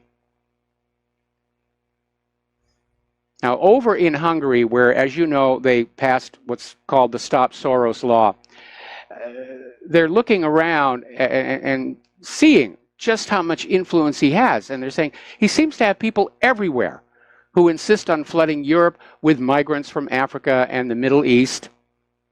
Soros seems to have people everywhere who want to hold Great Britain in the European Union. And it's all about the money. He's got oodles and oodles of money, and he's not afraid to use it. We're going to take a break for commercials, and we will be right back. And And aloha, America. Welcome back to our show here. Now, Finland has hit a bit of a roadblock. They have been in trying to send back a lot of asylum seekers from Iraq who have failed to qualify as asylum seekers. And they hit a bit of a roadblock because they basically put them on an airplane, flew them back to Iraq, at which point Iraq put them on another airplane and sent them back to Helsinki, saying they didn't have the required travel documents. And Iraq is basically saying they will no longer accept rejected asylum seekers who do not willingly want to return to Iraq or who have committed a crime. And that's an issue that I think people need to be taking a look at when we talk about these asylum seekers and refugees being sent back home. Their countries may not want them. And that's going to be a very, very complicated issue. All right, we're going to take a phone call from Jim in Chicago. Aloha. Welcome to the show. What's on your mind? Hello, Michael. You might have an answer to this question because I don't know. When it comes to voting for a Supreme Court nominee, and I don't like this guy that's been nominated, suppose the Democrats weren't there. You know, they weren't on Capitol Hill. Don't you need a quorum in order to call for a vote? Yes, you do. Do you know how many that is? For the Senate, I think it's somewhere like 2/3. Okay, so the Democrats, if they decided to stay home or just boycott Capitol Hill, then wouldn't that delay the nomination? Yeah, it certainly would. But like I said earlier in the show, if the Democrats are thinking they can deny Trump a new Supreme Court justice between now and 2020, they're smoking opium. Mm-hmm. Well, I agree with that because it's not going to happen. So, but I was just curious about that question, and I'm glad you answered it for me. Thank you very much. All right. Well, you're welcome. And you do raise a good issue that the Democrats may just try and sit it on out. And of course, they're only making themselves look worse in the eyes of ordinary Americans. And as I mentioned before, that may be Donald Trump's, or at least his campaign manager's strategy, that they throw out Kavanaugh, they let the Democrats destroy themselves opposing his nomination, then they put out Amy Barrett. So we'll see what happens.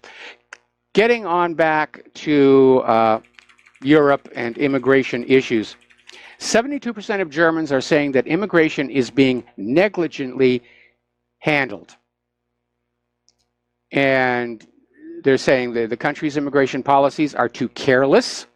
This was a YouGo survey, and they surveyed 2,040 people.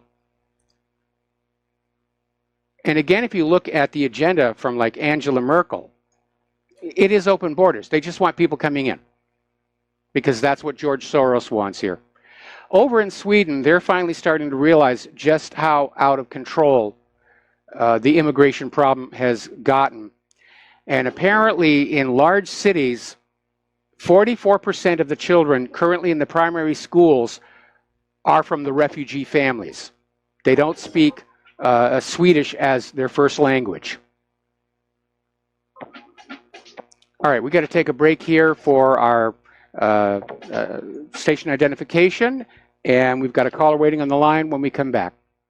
Aloha, America. Welcome back to our show here, and we've got callers waiting on the line. We're going to start with Mo in Florida. Aloha, Mo. Welcome to the show. What's on your mind? Hi, Michael. I haven't called in for a while, but I have a comment, and I want to get your response, obviously. But I don't know if this is a good thing or kind of scary. But I realized I had your 800 number memorized. Okay, well, I think it's a good thing. I still have to cheat and look at the sticker up here, but then I'm an old guy. No, I think you're. That was a great exchange with Justin from New Jersey and that the other caller yesterday. Dave, that was kind of neat how you put him on I got a there. lot of positive emails about that. Yeah, I think it reflected a lot of people's feelings. But yeah, it's great. I like those live exchanges of people that are waking up. You know, my question is, I'm sure you're aware of all this Q stuff. I don't hear you talk too much about it, but you know, it's all the rage on the internet everywhere you go. If you're in the alternative medias, whatever you want to call that media, the other side, whatever, but they're all just, the Q is Trump and Trump's associates, and there's a bunch of them. And, I really honestly believe that, I don't believe, but I have a suspicion that this is just a big psyop. Because, the reason why I say that is, Trump has surrounded himself with nothing but Zionists. He really has. His family, this Jared, Cohn, everywhere you go is Zionists. Yes. And I think what I think is happening, Michael, and I'll just say this, and then I want to get your obviously I called to get your opinion, but I think this is just a play people along until they decide to pull the plug. I think Trump is, as much as I voted for him, my wife did, we wore the T-shirts, I'm starting to feel kind of stupid because, if it looks like a duck, he's done some great things, but it really, when you look at it, it's a Zionist agenda. It really is. And you can't get away from that. And I think that's really what this is. It's just a ploy to keep the goyim, chomping at the bit, thinking they have a savior, a new Messiah, Donald Trump, and look who he associates with. Look who he's got surrounding him, and who he's married, his family's married into, Ivanka and the whole thing. And it just kind of makes me sick to my stomach. It really does, because I feel just, once again, just, played for a fool. Well, I share your concerns about Q. In fact, when I was on the Jim Goddard show the other day, he sent me a video that is a promo of Q and what we're going to do. And it starts out, it's a very well-produced video, good production values, and it starts out with a really nice overview of everything that's gone wrong with this country. Then it veers off into this thing about how we're going to take care of these bad people, we're going to get into their computers, we're going to expose all the dirt, and on and on. And immediately the alarm started sounding. And I agree with you that it appears this whole Q phenomenon is being promoted to get everybody to sit back and wait for a hero. Because as kids, we're raised to believe there's a hero coming to save us. It's the Lone Ranger or Batman or the Green Lantern or Flash or any of these other heroes. I mean, look at the movies we get today. It's nothing but remanufactured comic books. And I think it's a psyop to basically get people to stop thinking about taking a more active role in trying to restore the country. And that was my opinion. The second issue, of course, is if you're planning on coming for the elite's computers and everything, you don't broadcast it to the world. Yeah. I'm so glad you didn't. You say what you feel, and that's why your show's so great, because you're your own man. But, I feel that it just makes me kind of sick. And I feel like if anything was going to happen, it would have happened now. And, I realize keep your friends closer, your enemies closer, and all that kind of stuff. And, whatever you want to call it. But to me, this is just, it stinks. It really stinks. And you look back at who's loaned him money, from,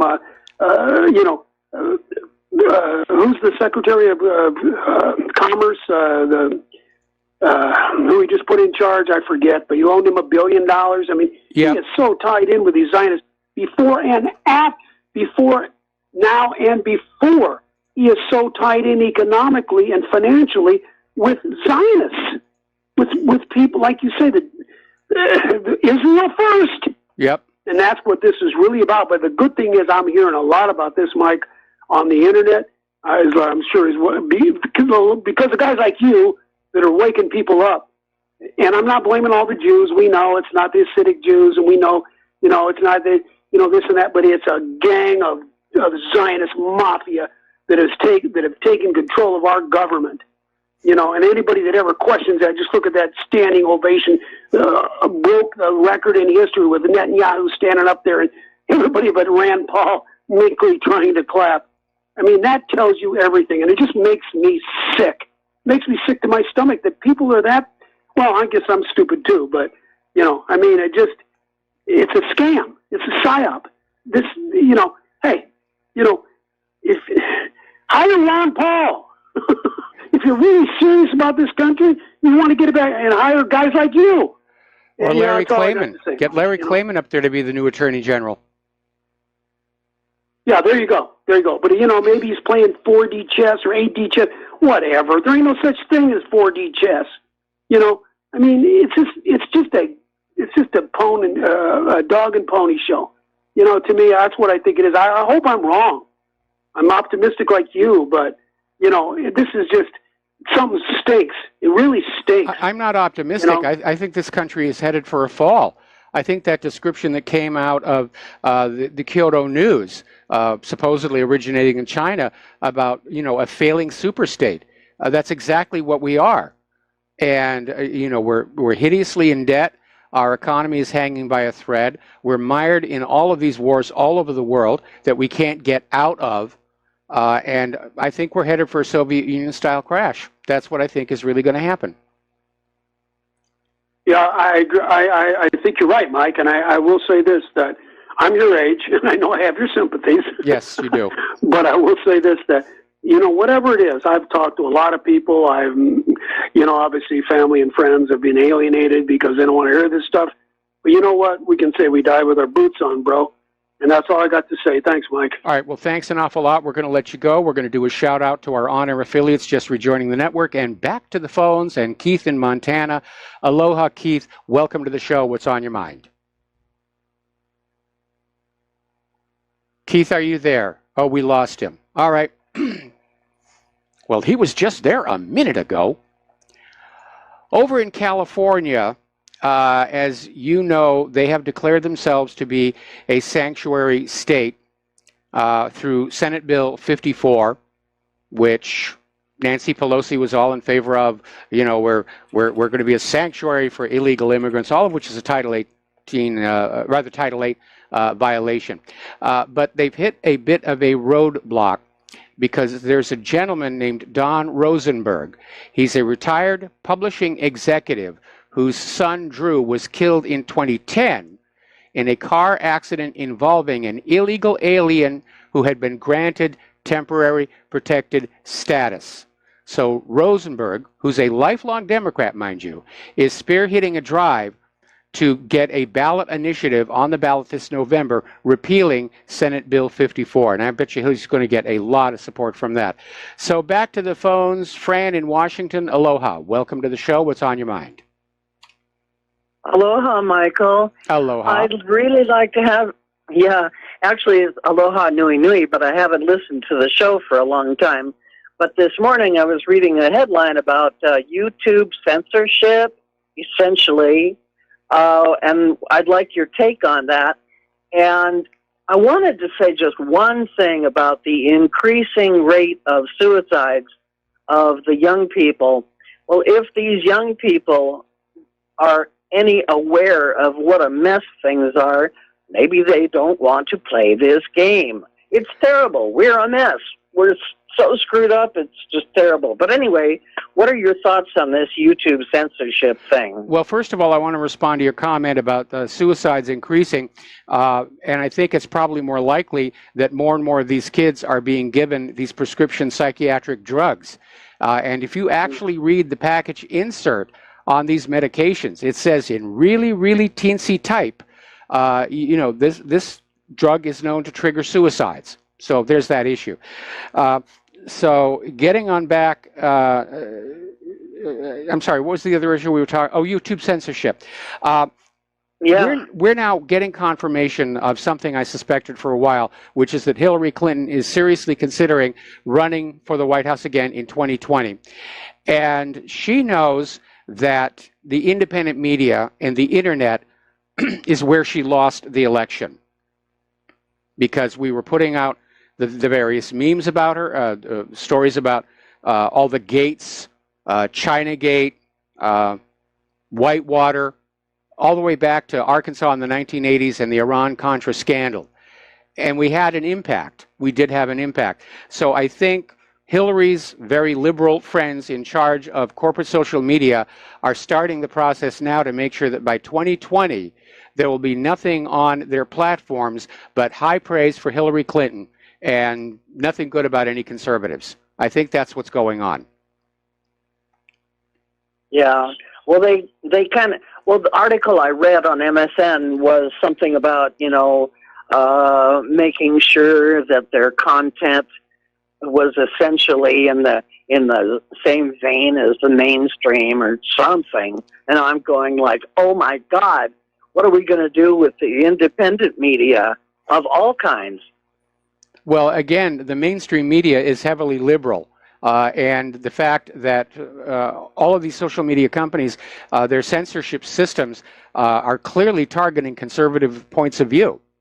Twitter's filtering is filtering out conservative comments.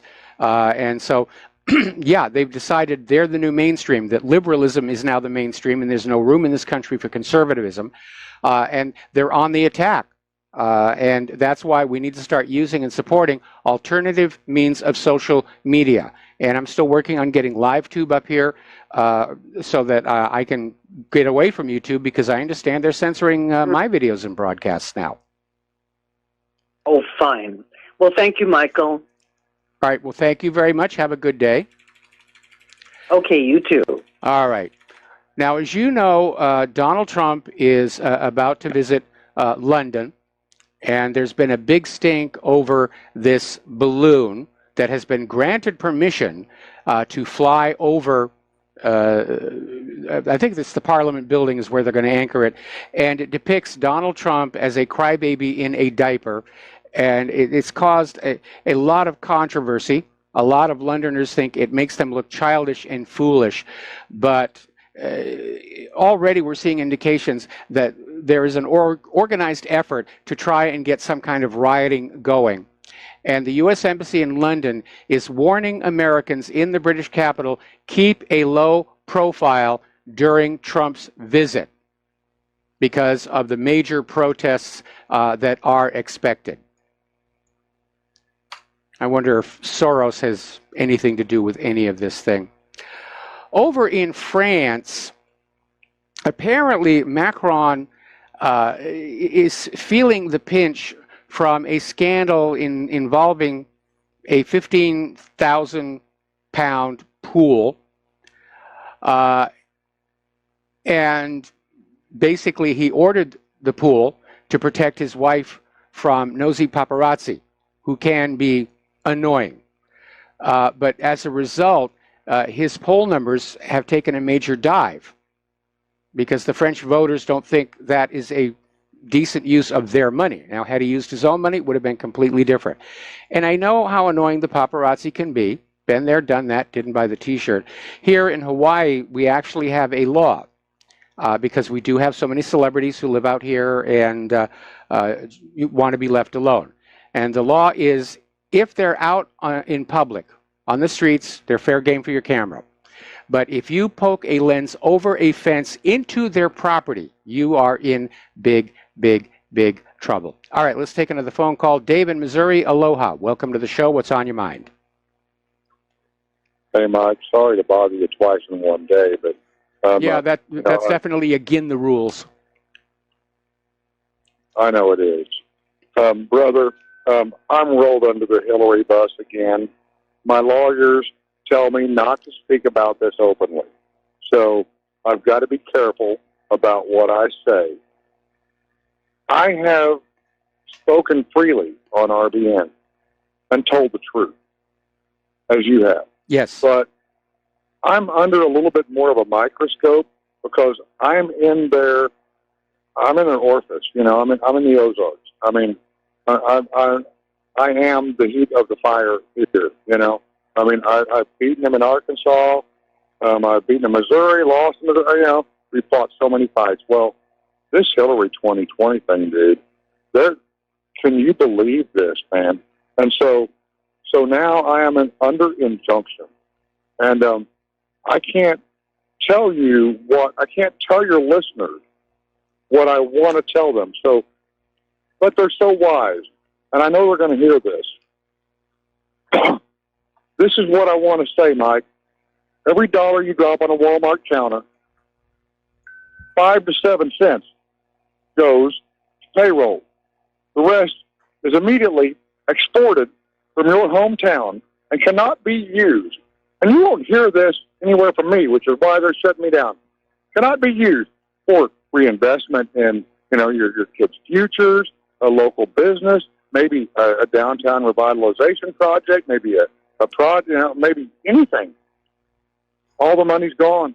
Every time you line up and drop your dollar at Hillry's Walmart store, which is what it is, you got to know what it is. I have to be careful here. Dave, I'm walking a fine line, Mike. I'm probably... Dave, yeah, I'm saying you're walking I'm a fine... probably already over the line. Okay.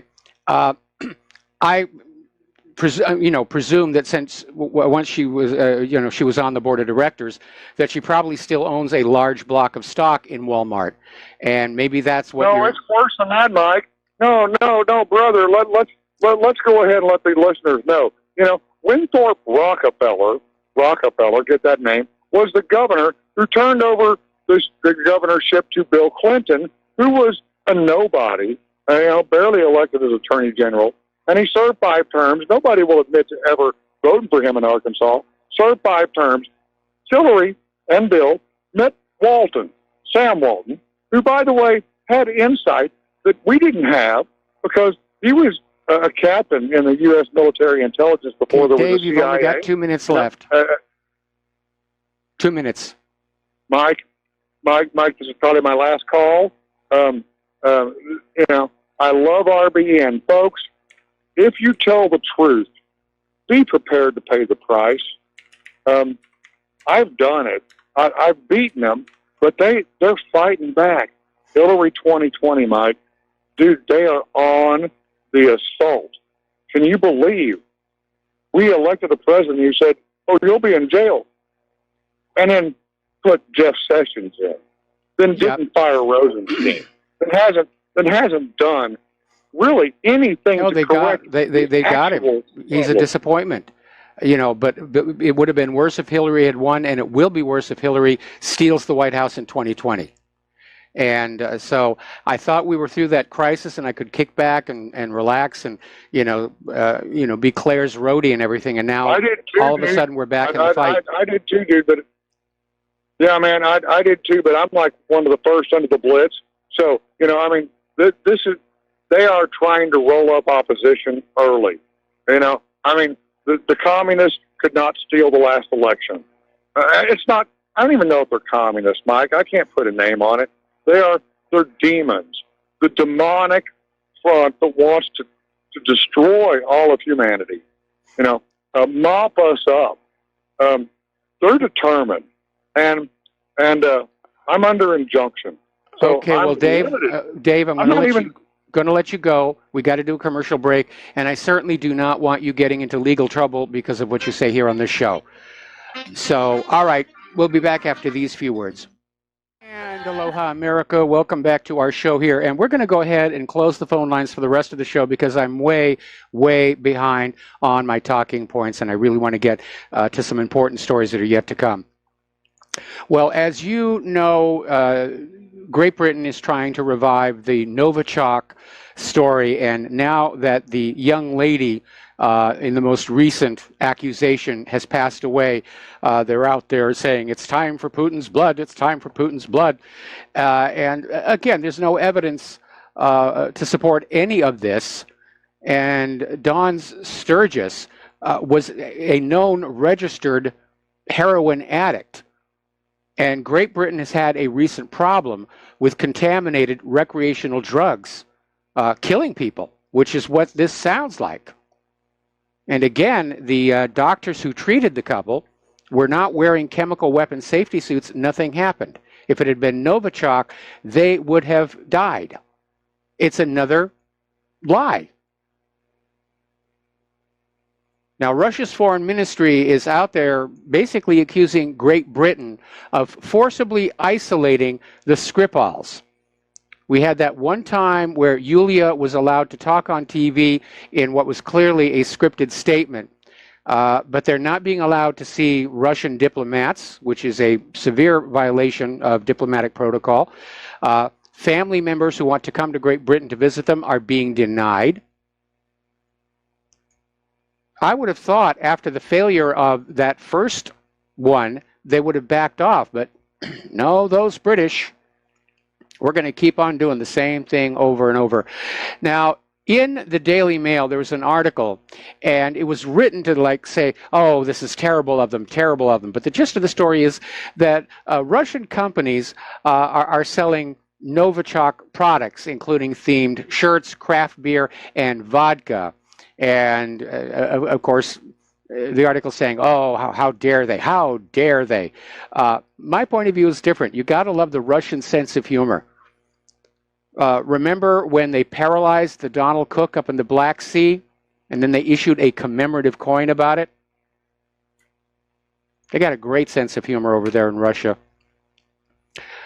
Now, Tory Member of Parliament Sarah Wollaston, who chairs the Health and Social Care Committee, basically drew a Twitter storm for basically saying that the remaining games of the World Cup should be relocated to punish Russia for this attack on British soil, which got a lot of people wondering how her health was doing. The final game is this Sunday. But let's ask a very simple question. We all know that a lot of people questioned why Russia would bother with this aged spy who is no longer politically relevant. Why would Russia attack this newer couple who were drug users and basically of no strategic value whatsoever? It doesn't make any sense. What does Putin gain from targeting these people? Absolutely nothing. It's just more of the same bovine excrement here. Meanwhile, getting on back to the World Cup, apparently Russian law enforcement has grabbed some illegal European Union-bound migrants posing as football fans, soccer fans. Apparently, they went up to Russia and said, yay, yay, yay, yay, yay, and, oh, we're from Europe, we're going to go on back to Europe now that the games are over. Now, this is a story, a lot of people wanted me to get to this, and it's the reason why I turned the phone lines off. Donald Trump has issued a pardon to Dwight and Stephen Hammond. Now, these are the two ranchers whose case sparked an armed occupation of a national wildlife refuge up in Oregon. And they were convicted in 2012 of intentionally and maliciously setting fires on public lands. The arson crime carried a minimum prison sentence of 5 years, but a sympathetic judge said that was too much and gave him much lighter prison terms. And Trump has now issued a pardon. This is one of the things Trump has done that I agree with. And we need to remember that a lot of this land grabbing that was going on up at that Malheur refuge was tied in with the Uranium One deal. Little bit of good story. Instead of taking months, it is over and done with. All 13 people who were trapped in that Thailand's cave, the Lao Luang cave, have now been brought out. Remember when it was first revealed they'd been discovered, they were in there, they were trapped. It was going to take months for the water to drain and for them to get out. And I said, just teach the kids how to scuba dive. And apparently that's what they did. And they're all out and safe now. So that's good news. Really, really good news. Okay, we're coming up here on yet another commercial break. And when we come on back, we're going to be talking about events happening in other parts of the world, the usual wrap-up with science, technology, and a lot of other good stuff like that. So stay tuned, and we'll be back after these words from our sponsors. And aloha, America. Welcome back to the show here. Now, we're seeing so much violence all over, whether it's Portland or in front of the Supreme Court building, and it's happening all over the world. And the three big hot spots right now are Haiti, and it's a bad time to be in Haiti.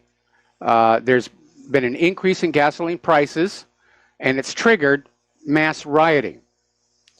And apparently a number of American missionaries are currently fearing for their lives. And they're unable to get out of the country because many airlines have canceled all flights in and out of the country, and they can't even get to the airport in safety. Now, the Haitians never recovered from the big quake, and all the money that was raised for Haitian relief was actually spent buying up huge amounts of property for pennies on the dollar and building luxury resorts. And so the Haitians do not look on America with fondness. In fact, I remember there was this Haitian politician very high up in their government who was out there publicly saying that the Clinton Foundation just cheated them. The Clinton Foundation raised billions of dollars for Haitian relief, and they built maybe 6 houses.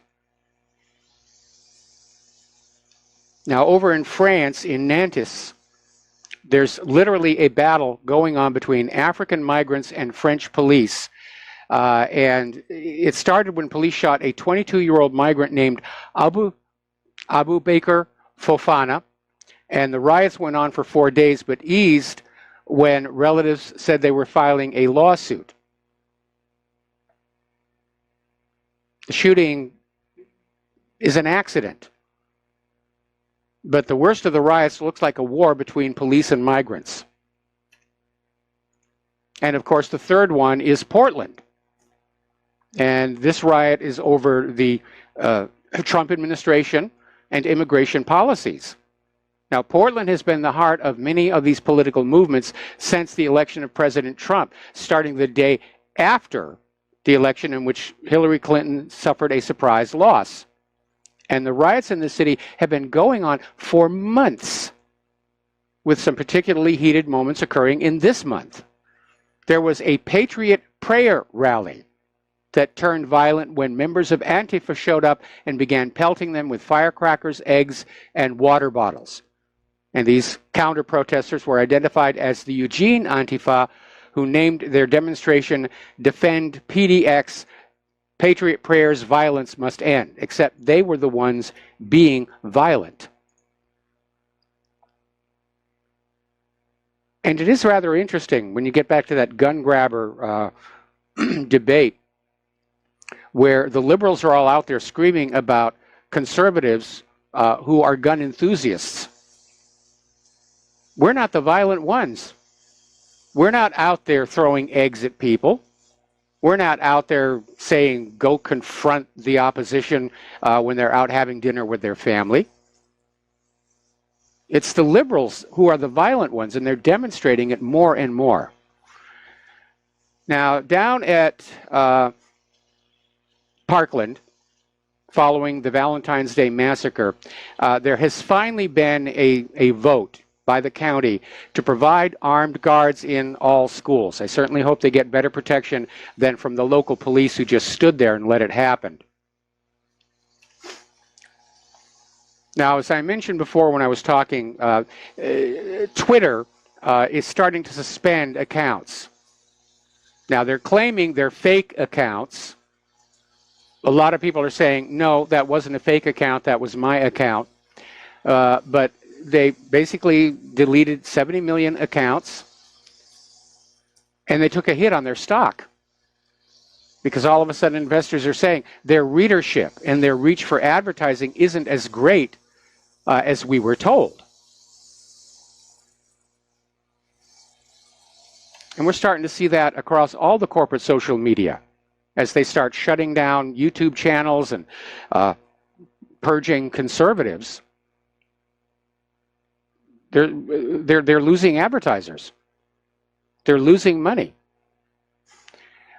Turning to the world of computers here, there is a new ransomware out there called GandGrab 4.1. It's a ransomware. And this one is rather unique in that it not only infects modern computer operating systems, it will actually go all the way back to Windows XP and Windows 2003. So they know there's still a lot of XP machines out there. People don't want to go to Windows 10. So the ransomware continues to spread. We know this is a big, big threat to our nation's economy. It's a threat to lives when ransomware gets into hospital systems and encrypts everything, including the patient's records.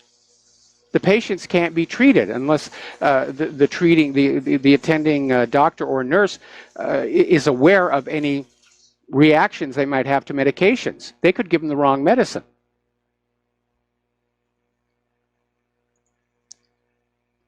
And yet the attitude seems to be, no big deal. Unless it's a government computer, then we'll do something. But that's why you buy, computer security software over and over and over and over and over again. Over in Great Britain, there's a new law that they just passed called the Counterterrorism and Border Security Bill.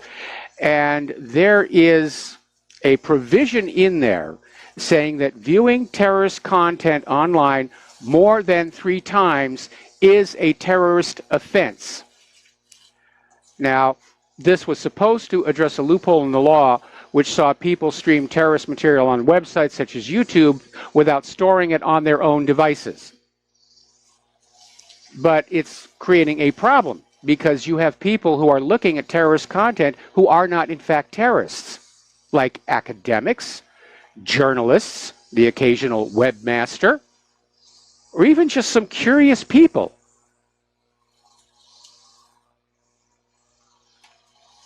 Viewing terrorist material doesn't make you a terrorist. When I was putting up all those videos that ISIS was doing, I was putting them up to expose, they were all being faked. But under this British law, I would be considered a terrorist.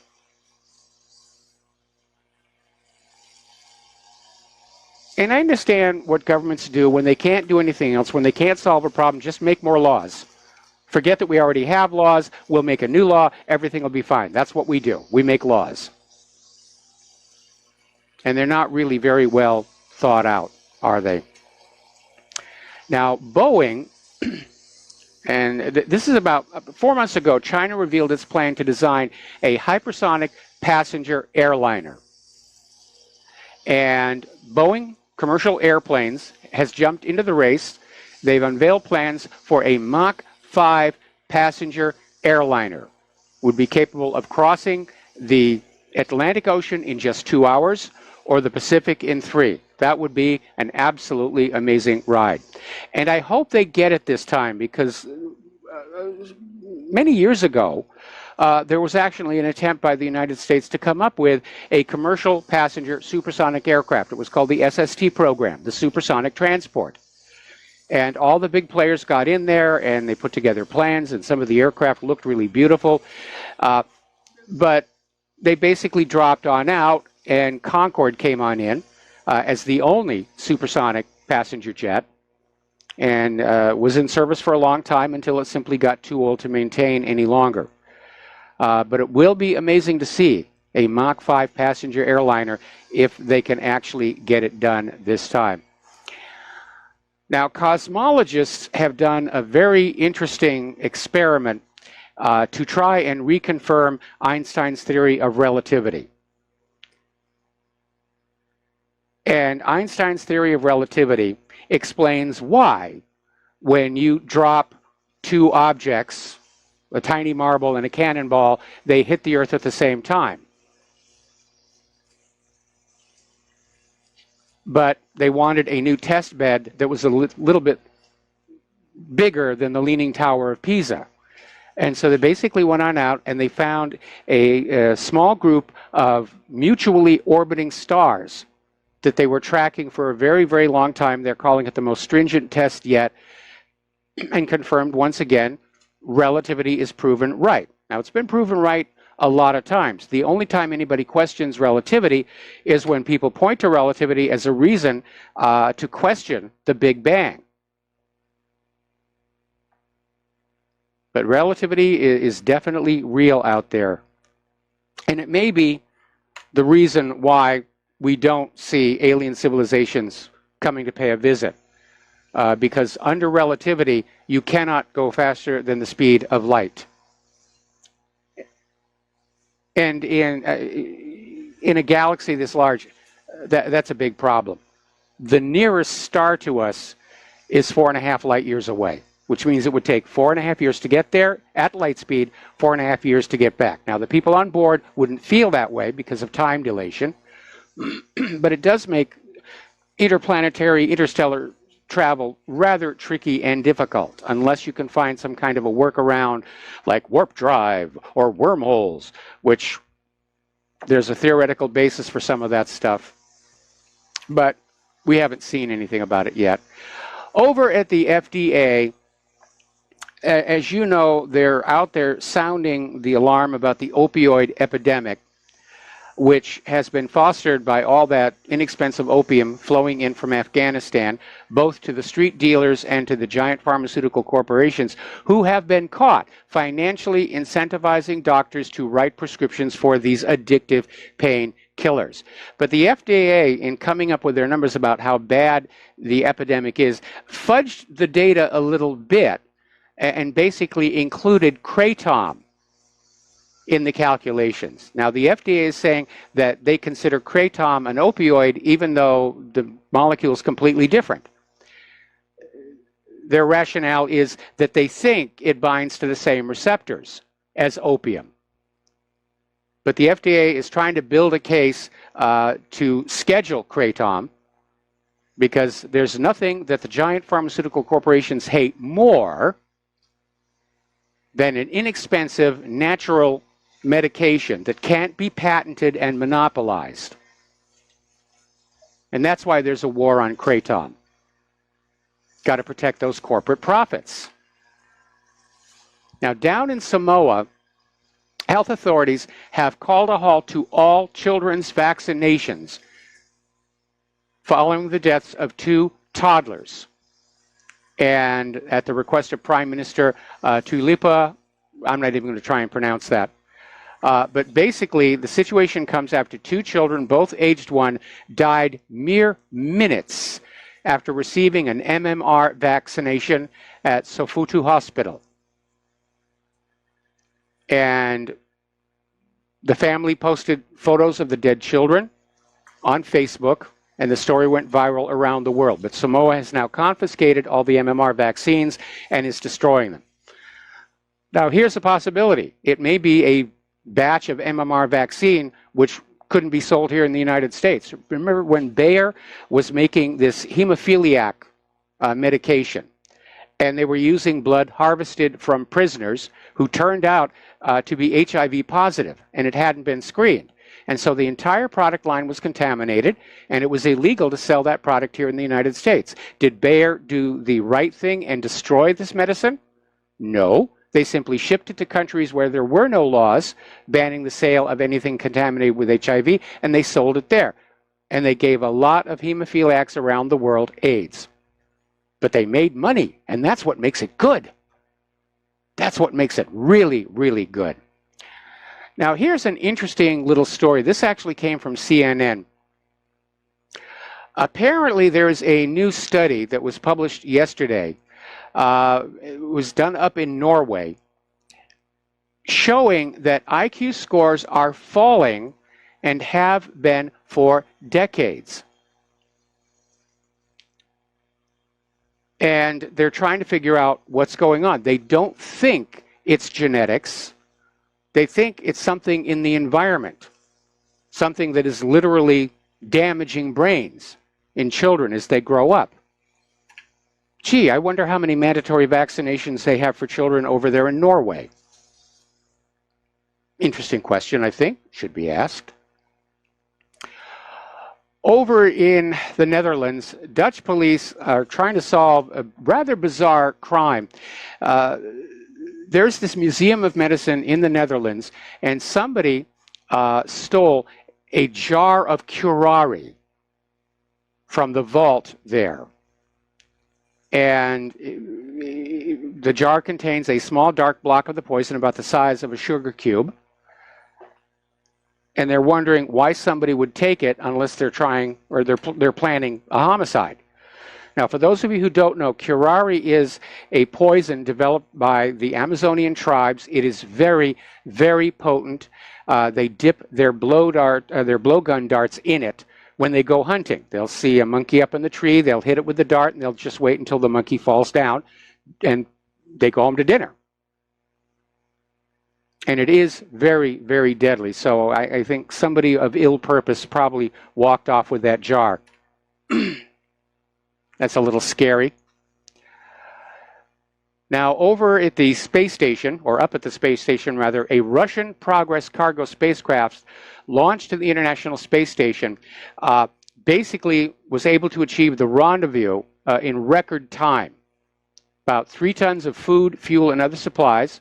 The robotic Progress cargo ship lifted off from Baikonur and docked with the space station. And they're very proud of just how fast it went. And Russia is making a push to have faster rockets as they go back out into space and talk about going back to the moon. Up until recently, most rockets are meant to be as fuel efficient as possible in order to carry less fuel and leave more cargo weight. But Russia is apparently willing to trade off a little of that extra cargo for a little more speed. All right, we're coming up here now on a commercial break here. We'll be back with the last segment of our program after these words from our sponsor. So stay tuned and we'll be right back. Aloha, America. Welcome back to our show. And Sarah Palin is back in the news. And she's back in the news because she got taken advantage of. And this has to do with comedian Sacha Baron Cohen, who's got a new Showtime series, Who is America? And apparently the producers of the show contacted Sarah Palin through a speaker's bureau and invited her to honor American vets and contribute to a Showtime historical documentary. So Sarah Palin and her daughter flew across the country, where Cohen had disguised himself as a disabled U.S. veteran, fake wheelchair and all. And Sarah Palin was trying to be respectful because the guy's in the wheelchair, but as Cohen got more and more derogatory about the military and middle-class Americans, finally it reached a point where Sarah Palin just took off the mic and walked on out. And she's very angry at being duped this way, and I absolutely empathize.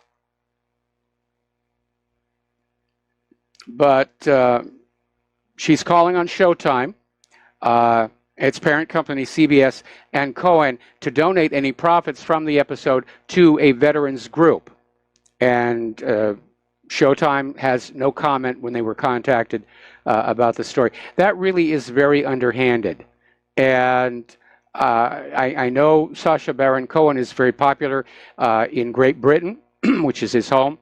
I've not had a lot of love for him, except when he did the voice of King Julian in Madagascar, which he did actually do a good job on that.